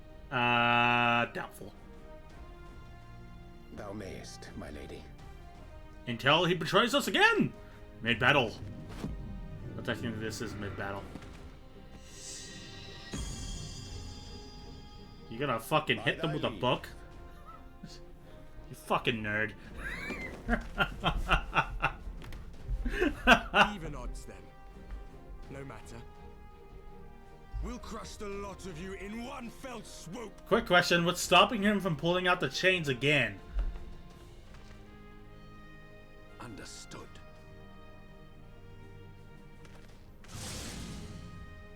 Hearken to me. We only have one chance. It's a JoJo pose. Channel your ether into my blade that I might strike before the mage casts his spell.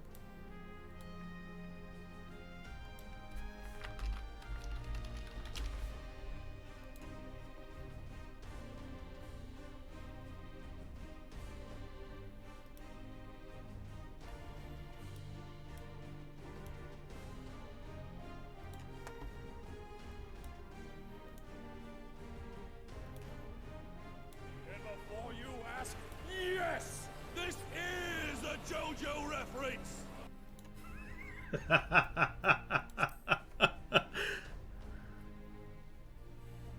I cannot do it alone, but together we can defeat them. Fair enough, KO2. I need to get a soundboard so I can just do that on point.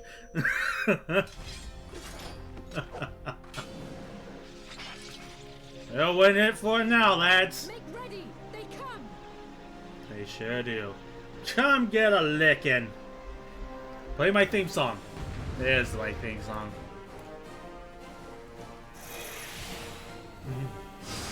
Alright. Let's fucking do this.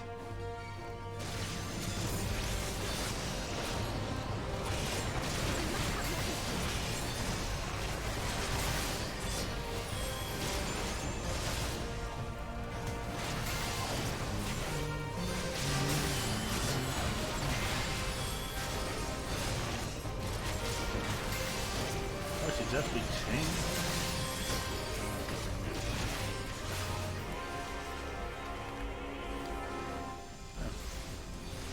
Fine.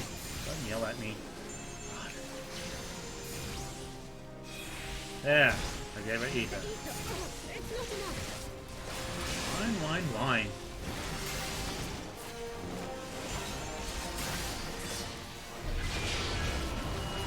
Come on. I haven't really even killed one of you.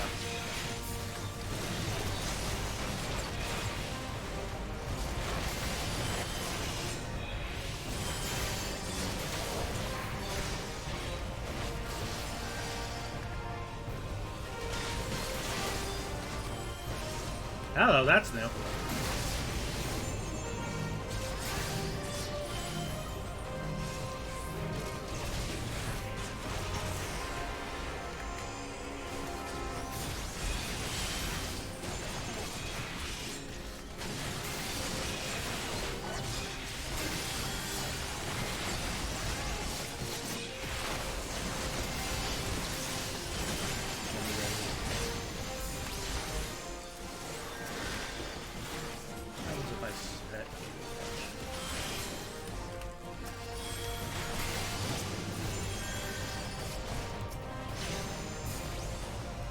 Alright, Jose needs more light.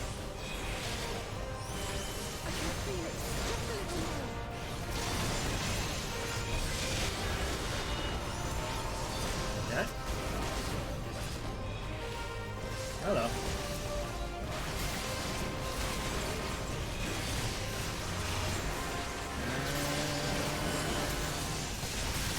Good stuff. Lack of mana on his what? Fair.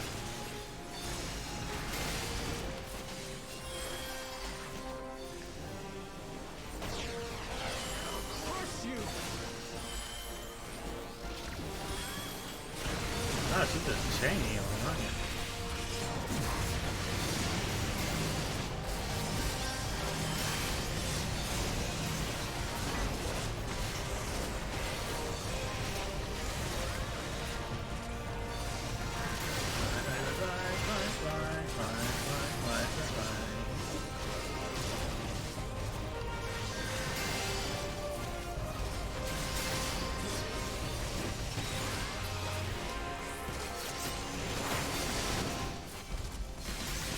I think that's the first time I've gotten them all down without them reviving again.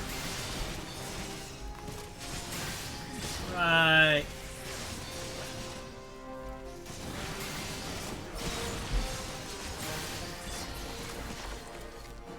We good? Of course we're not.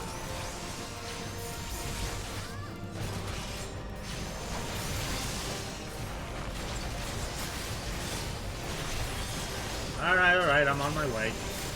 How's this? Take my ether.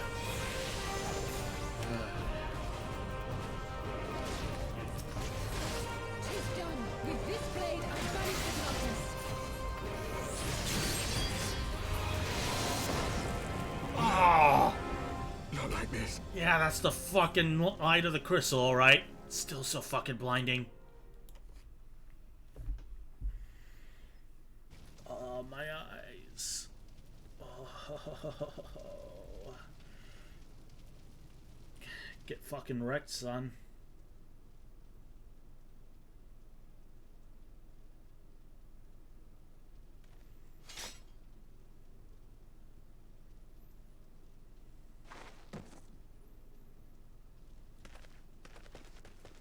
Alize, are you hurt?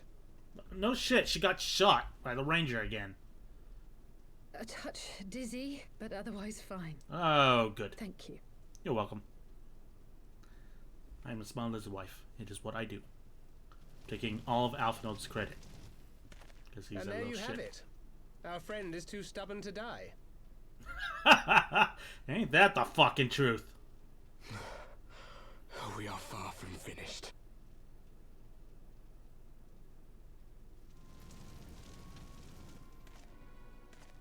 Or have you never considered how we came to this world?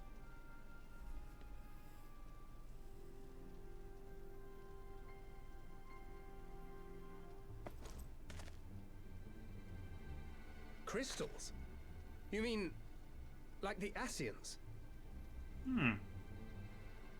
Just so.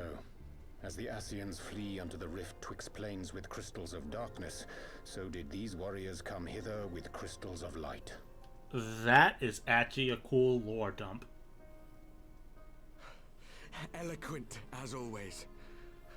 Aye, like the Ascians, we too are beyond death. You cannot defeat that which is eternal.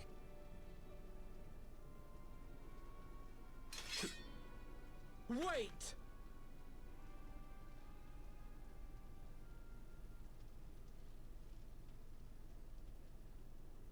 Such methods as the Ascians employ require the renunciation of the flesh. You would have had to...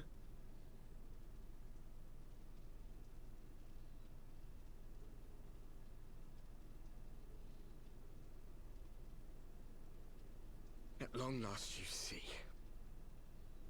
To save our world, we gave our lives. Damn. That is commitment.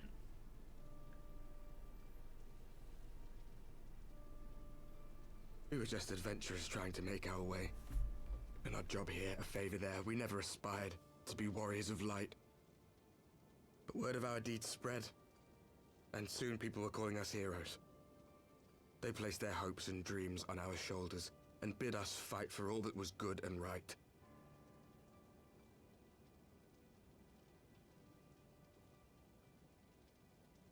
We fought, and we fought, and we fought, until there was no one left to fight. We won! And now our world is being erased from existence.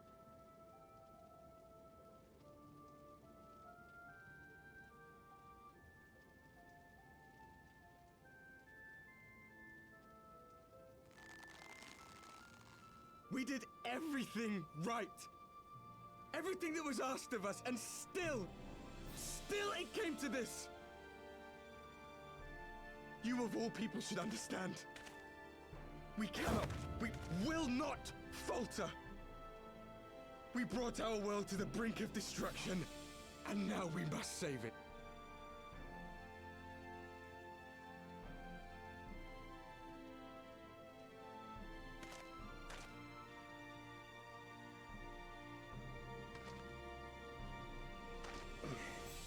I've died before, Arbet. I'm not afraid to die again.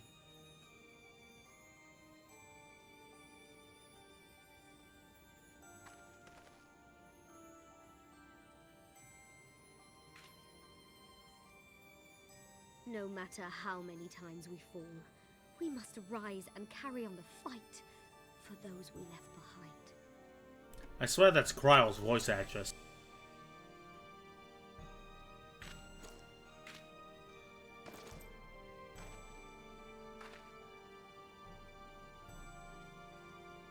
Or maybe Tataro's, maybe. The enunciation on some word.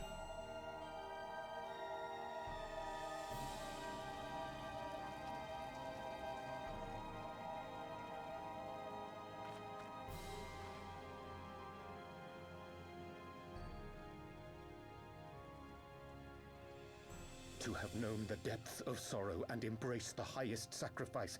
Nonetheless, Master Louis-Sois, guide my hand, I pray you, as fate's thread spinneth upon this most capricious spindle. That's a long way of saying we fucked.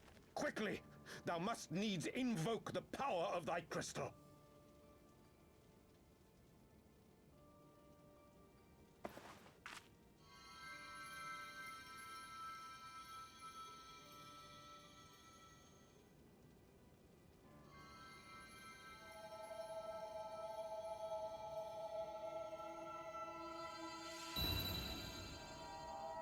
Why is it always so blinding? Fuck you guys. Fuck you, Rock Candy.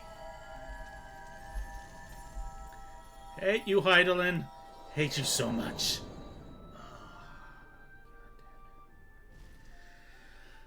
Now what?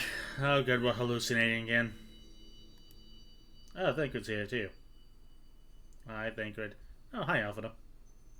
Wait, did I bring everybody here? What is this place? So you get Such pain. Such sorrow. Oh god, here she comes. Oh my dear children. Whatever she says, do not buy anything from her. It can't be. Mother Heidelin, hearken unto your children's plea.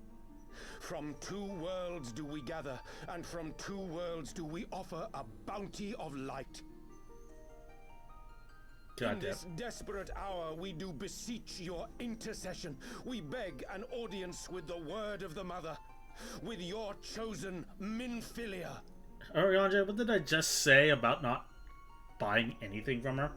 That also implied not selling anything to her. Your cries go not unheard, nor your sacrifices unnoticed. Oh god, here she comes. Now you've done it. Though many are lost, there are those we can yet save. Okay, here we go. Whom I can yet save.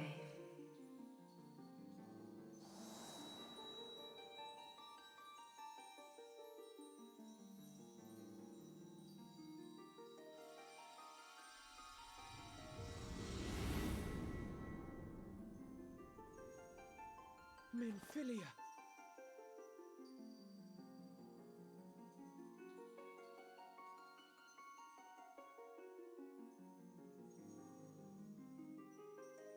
Blessed children of the First, the light of your world hath grown blinding in its radiance, but it is not yet absolute.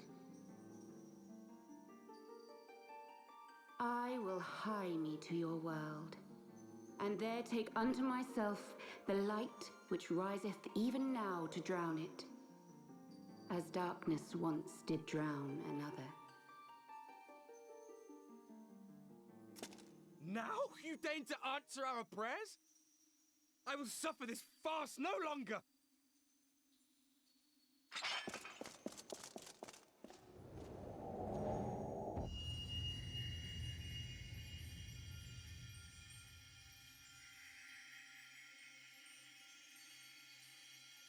As the Ascians must serve as instruments of Zodiark's will, so too must others carry out the will of Hydaelyn.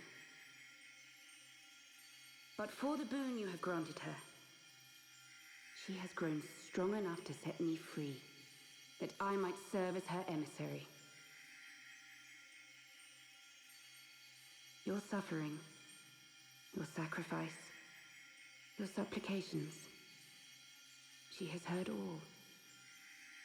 We will not let the first fall to light.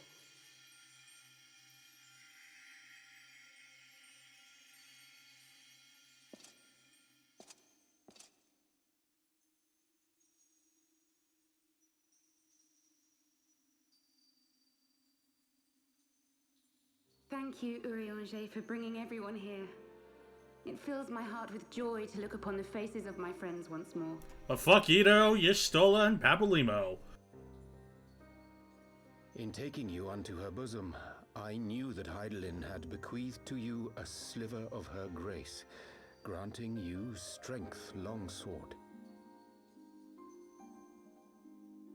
And in treating with the Ascians, I learnt of a star like unto our own, a doomed world of fallen heroes, in whom I glimpsed ourselves, the first. Full long did I search for a means to save this world, concluding at the last that the answer lay in the power of blessed crystals. And thus did I labor to set light against dark. Yet I knew from the beginning that this salvation would not come without sacrifice. For the instrument of the first's deliverance would of necessity be required to journey thither, there to remain, mayhap forever. You orchestrated all of this, not to save her, but to send her away!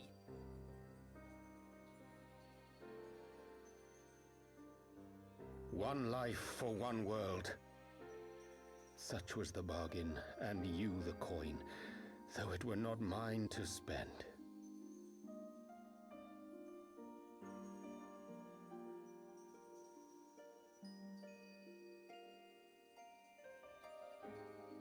Have we not walked together in the light of the crystal, and at her bidding borne witness to the joys and sorrows of this land? Each and every one of you knows my heart. If this be the price I must pay, I pay it gladly. You would go alone, then? My dearest Thancred, you who have ever watched over me, I am truly grateful for all you have done on my behalf, as would my father be. Your kindness, your compassion, your love. These are your gifts to me, and our gifts to them, forming a bond which transcends time and space.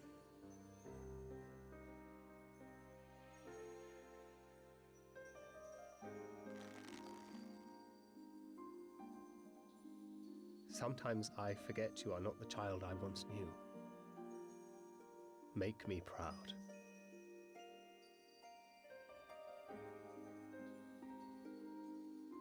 Long have I watched you from Hydaelyn's side, watched as you nurtured and kept safe the light of the dawn.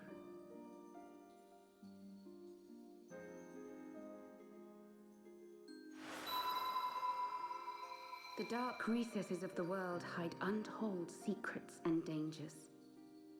Thus do I entrust to you, Tupsimati. I pray you, keep to the path that you may never have need of it.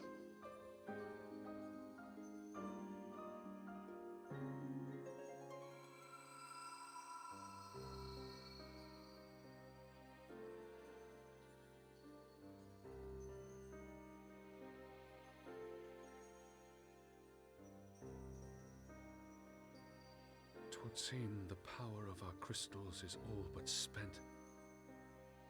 Perhaps, if there is naught else to be done.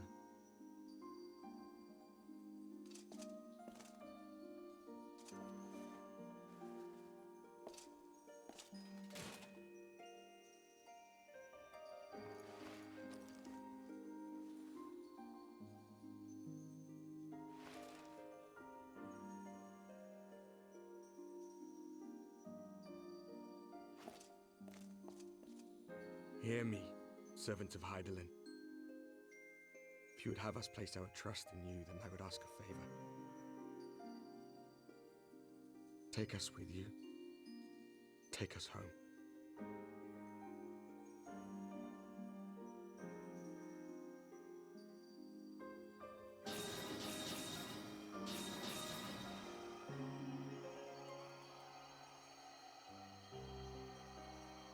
We were blind to the truth once, so I tell you this, as one fool to another. Light, dark, it doesn't matter. What matters is how you choose to use them. We made our choice and you see what came of it, so please, forge a different path. Seize a better fate.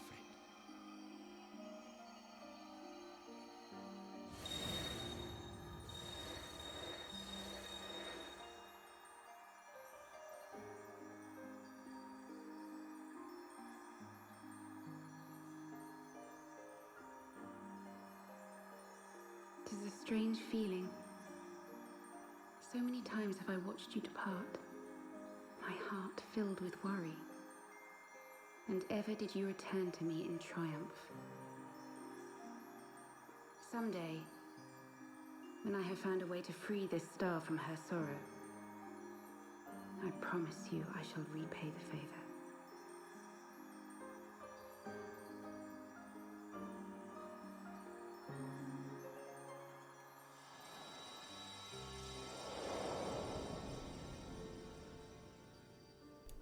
That was intensely emotional, but I was really, really focused in on how those braids looked like they were just stapled to the side of a head.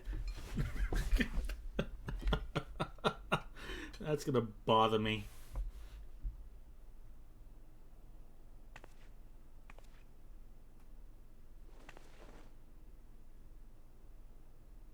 Thank you, Lemmy, for everything. Oh, that's how you pronounce her name.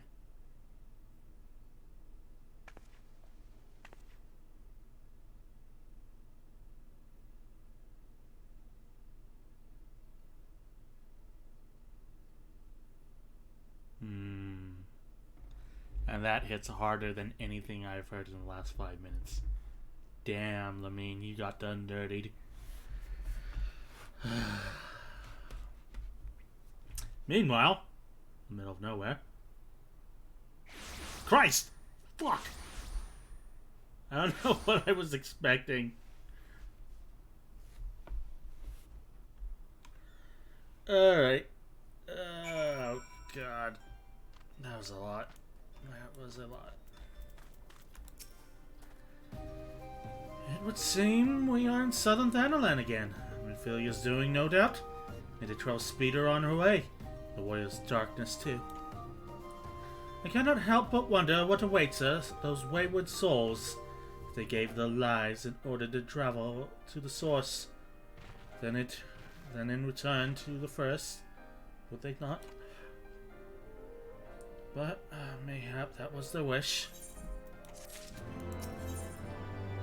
An ending to mark a new beginning. Alvino seems to be at a loss of words. Forgive me, my thoughts were elsewhere. This when I know full well that there is yet work to be done. Crystals, leave them to me. I will go back to Zakharak and secure them. The module will still be in disarray after the thrashing the Warriors of Darkness gave them. They are not like to notice a lone bard skulking about. But thank you to you. Don't have to do this, I know, but I want to. I will see you at the Rising Stones. I should go and find Yida and Papolimo. They must have finished searching the mass camp by now. Not that it matters anymore.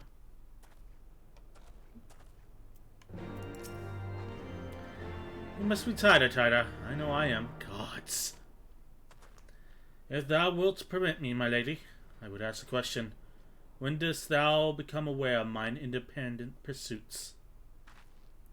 When I saw you meeting with the Warrior of Darkness in the Ashen White at the Great Library. Try not to think the worst. You've never been one to confide in others, so I knew that even were your intentions pure, you would not share your plans with us until you felt the time was right. But I cannot deny that a part of me feared you had simply betrayed us. Would that there had been another way. Know that I took no pleasure deceiving thee, that these sins will forever weigh heavy on my heart. I understand why you did what you did, that you but sought to achieve the greatest good while inflicting the least harm. Not many would have the courage to make that choice. But even knowing what came of your actions, I find I cannot condone them. I'm sorry. Tida, forgive me. I believe the events of today have taken the toll on me. I should like to rest for a while. If thou wilt grant me leave, I would gladly escort thee unto a refuge of thine own choosing. Once my lady hath regained her strength, we will join thee at the Rising Stones. Till then, Warrior of Light. Nanny bot, activate. Speak with Papolimo. So, the Warriors of Darkness became like Ascians, if Ascians were harbingers of light. They've lost all flesh and become spirits, immortal so long as the crystals of light weren't broken. Urianger pit them against us in a hope that sending Minfilia to the first shard would save it, and she took the Warriors of Light with her to do it. And the Griffin is still doing shit in the background. Well met, Tida. Alphino said you would be joining us. Twould seem the Griffin's double was trying the truth. Insofar as we found, nothing resembled a sizable cache of crystals in the mass camp. Did you pretend to find one in Zakharak? About that. Actually, yeah, kind of mad they weren't there to see her too. I don't believe it. The crystals, Minfilia, all of it. I don't know what it is. I sympathize, Ida. Even now I struggle to comprehend what I saw. The only thing I can say with all certainty is that I feel blessed to have been granted a final chance to speak with her. It was bittersweet, aye, but also reaffirming. Alphino, I believe it is past time Ida and I rejoin the science. We have been away for far too long. Though I'm loath to leave the Griffin to his own devices, I feel our investigation would benefit from your more dispassionate perspectives, and I hope that we might, in turn, offer our own opinions on the many challenges that you have faced in our absence. Gods, it's been absolute ages, hasn't it? Can't wait to hear about everybody's adventure, and maybe clean off your greaves that have turned from a bright red to a stained blood rust. We should be glad to recount them, and Totaro's tales may well surprise you.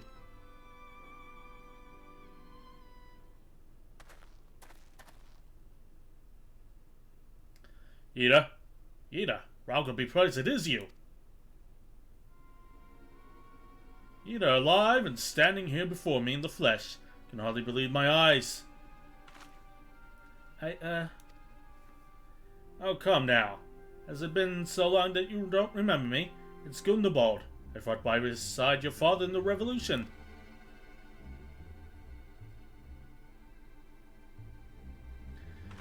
Do not think less of her, friends. It has been 20 years since the occupation sent us on our separate ways.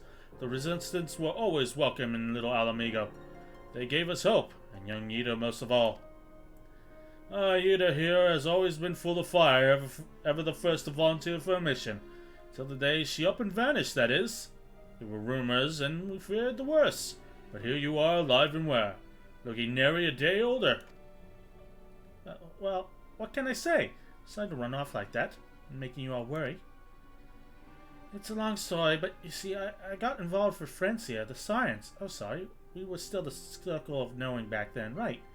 Anyway, I wanted to come back and tell you, but it was all very secret and stuff at the time, and as you can see, I'm completely fine.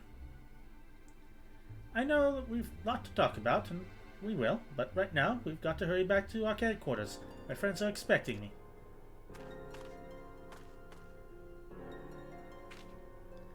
Pray forgive her. It's been a very long day for us all. Promise we will visit again at the first opportunity. The plot thickens. Let us return to the Rising Stones. 20 goddamn years ago. Hell's take me for giving you that mask. What the fuck is going on? You can't just... Gang, you can't just do that. You can't just go, hey, we just finished an arc. Here's another mystery that's coming out of left field. What the fuck is going on? Alright, let's go back to the Rising Stones. Hit me with that sweet Mordona music. That's a good ass music.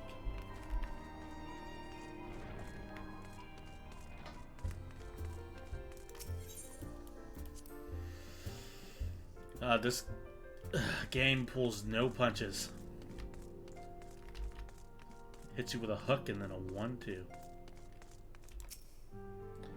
Welcome, Tida. I trust your journey was uneventful. You will be pleased to hear that Thancred has secured the crystals. He sent word a short while ago. Once he has delivered them safely to the Temple of Knight's care, he will rejoin us here, and we can declare this matter officially resolved. While awaiting your arrival, I took the opportunity to contact Y'shtola and Kryl, and brief them on all that has occurred. I also requested that they return to the Rising Stones at the earliest convenience. Now that our lost friends have been found, it would seem meet to discuss the future. Story right now is a Stormblood. It's the premise to Stormblood.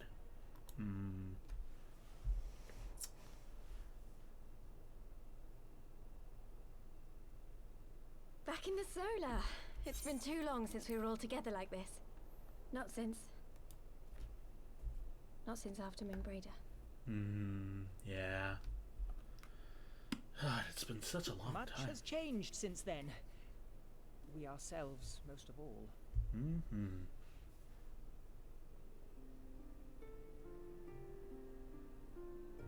Though not all who were lost could be gathered here today, we may take comfort in the knowledge that those who are not are carrying on the fight.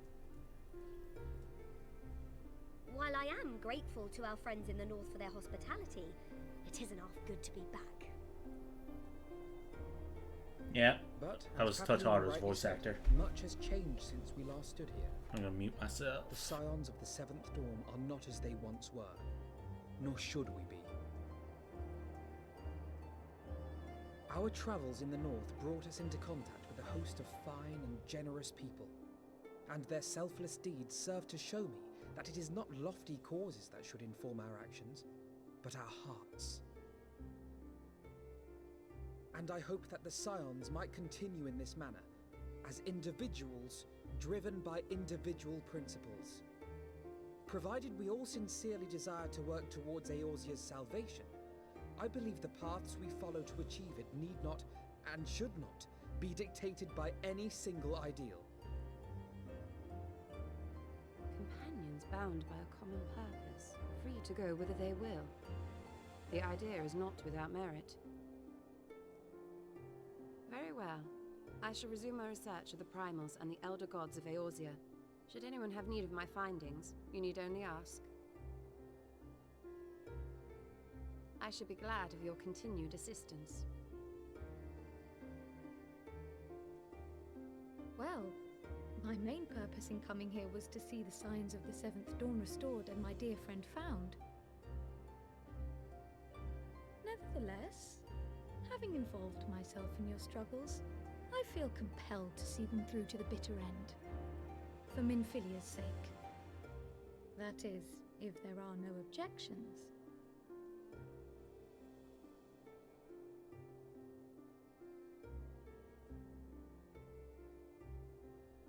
You will always be welcome here, Kryl.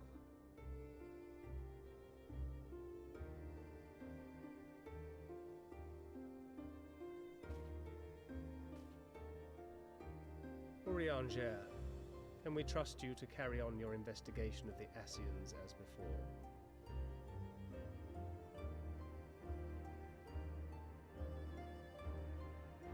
Regardless of mine own desires, I am undeserving of your trust, having so villainously deceived you all. Now, I'll hear no more of that. 'Twould be disrespectful of Minfilia's wishes. She entrusted matters here to us, that we might protect this star and understand the truth which hides at her heart. Mayhap I can handle the former, but I think you far better suited to the latter. No?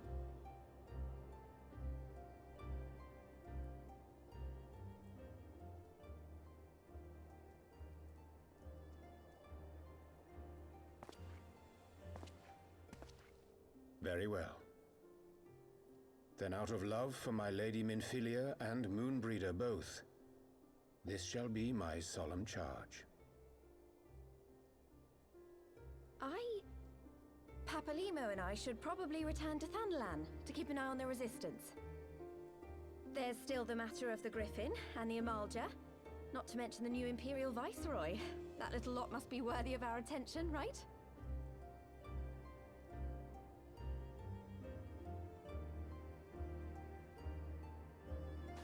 And what will you do, Alize? You know I have no great love for organizations and formalities.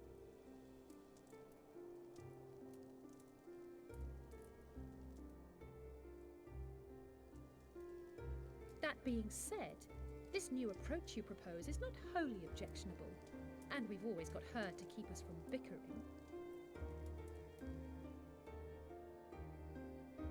Do not test I me. suffer no titles. I am not here for House Leveilleur, nor to walk in Grandfather's shadow. Do not test me, twins. I will throw you both off a bridge. On that point, we see eye to eye. If it please you, you may think of me as but another comrade in arms. For which I can throw off a bridge. Moonbreeder and now Minfilia. This is true. Well then, Alfie, I for my part shall see to the paperwork and the finances with my characteristic aplomb. Ah, Tataru, the hardest working scion. I would not have it any other way, Tataru. And we mustn't forget you. What now for the Warrior of Light? I'm gonna go build myself a bed. Bye. Y'all on your own.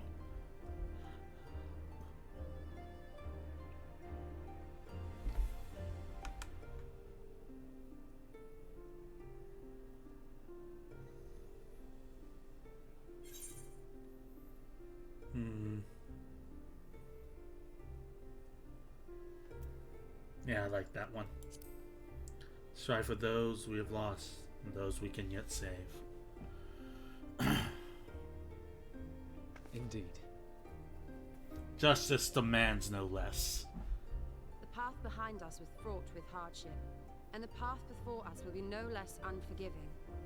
But a new dawn shall break over the realm, and I see before me the faces of those who will deliver it. I kind of thought you couldn't see shit, but okay. Is she blind or not? Like... It's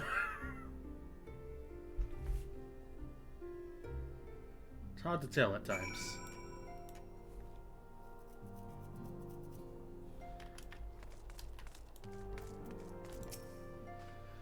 Look at them, Tida. The signs of the seventh dawn. Look how far we've come. The people we've met, the moments we've shared, the losses we've suffered, the tragedies we've overcome. All of it has made us who we are today. Where we go from here and what the future holds, only to 12 now. But I know that we will find it together.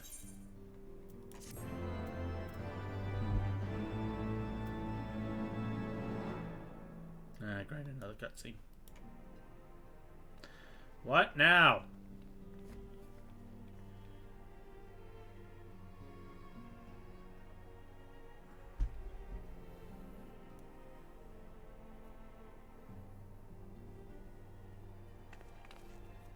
And away they go. One world's heroes are Yep. another world's villains. One world's loss, another world's gain. Where men go as one, there is life. And where there is life,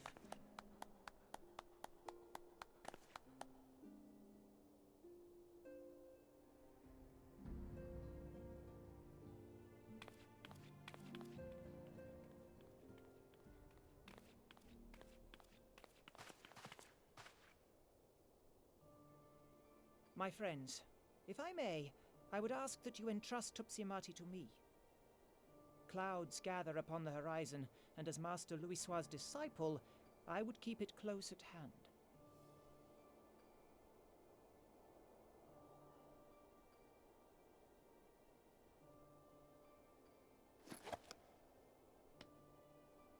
What the fuck was I keeping that? Thank you. I shall guard it well.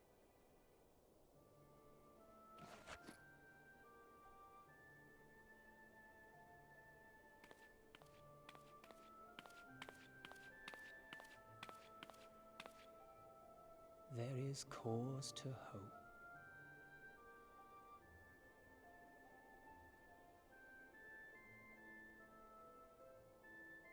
For every ending, every parting, marks a new beginning.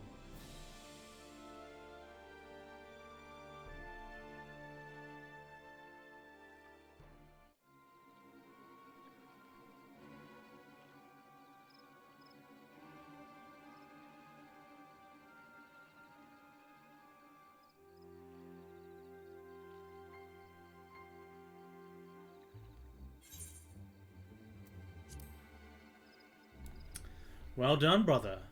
You may resume your normal duties and rejoin the others. The coming battle shall be our greatest yet. I intend to stand with you all on that glorious day.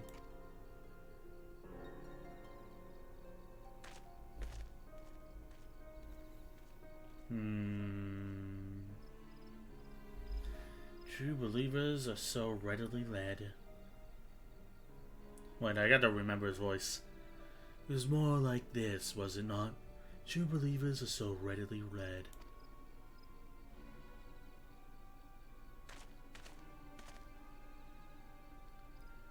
It gives them everything they desire, all for which they have prayed.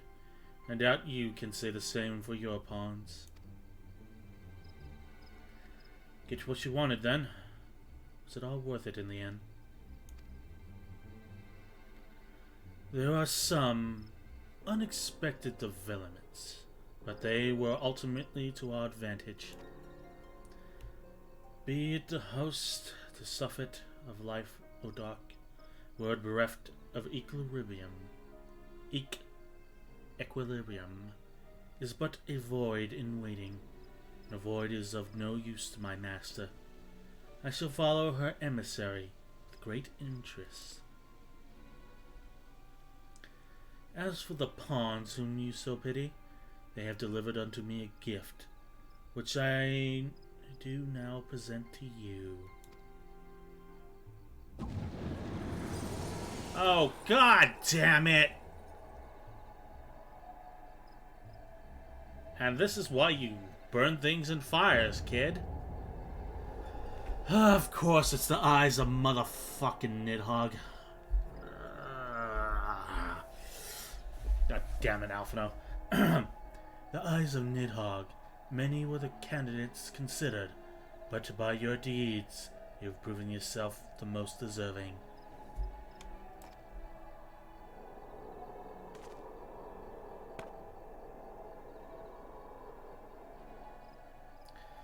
A man of boundless rage and bottomless despair, in whose breast beats a heart which thirsts for vengeance.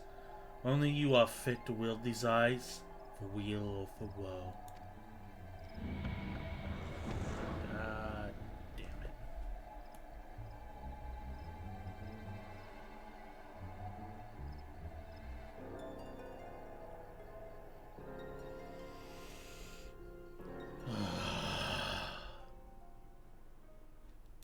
More?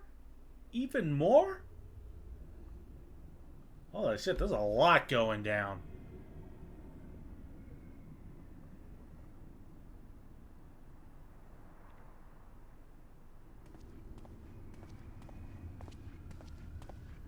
Oh, don't tell me. Is it the glorious bastard himself? So it was here all along. It's the glorious bastard himself. Ha ha ha! Nero! My man! Never have been happier to see one of my villains reemerge. Oh, and just you wait, my pretty. You and I are going to have so much fun. You know, I wouldn't mind punching Omega if it was piloted by Nero. That sounds like it'd be fun at this point. Right! Those things are nukes. One does not simply burn them.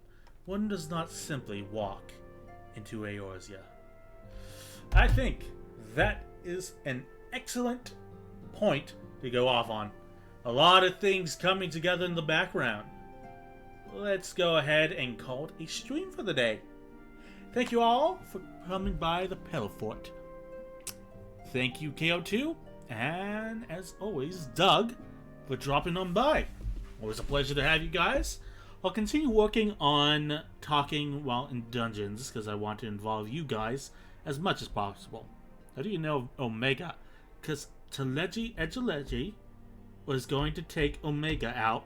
That was his whole plan for Cartano. And Cartano looked a lot like that stage where Nero was. And Nero has an obsession with Algan tech. And he helped rebuild the Ultima weapon. Therefore and thusly, Omega is where Nero is. So you know, that's a thing. That looked like Cartano, where Omega was when they talked about Edgelegi, wanting to take over Cartano, while the alliances were preoccupied with something else. So you know. Anyway. Nero piloting Omega sounds like a fun fight. So if that's where this is heading, if that is where this is heading, that'll be fun. That'll be fun. Anyway, that's me done for the day. Thank you all so very much for stopping by, and I will see you tomorrow, barring any unforeseen circumstances. I've been Belphegor, the ever-exasperated Princess Sloth, getting even more and more exasperated with those goddamn eyes of Nidhogg, which we just got rid of on Friday. For fuck's sake.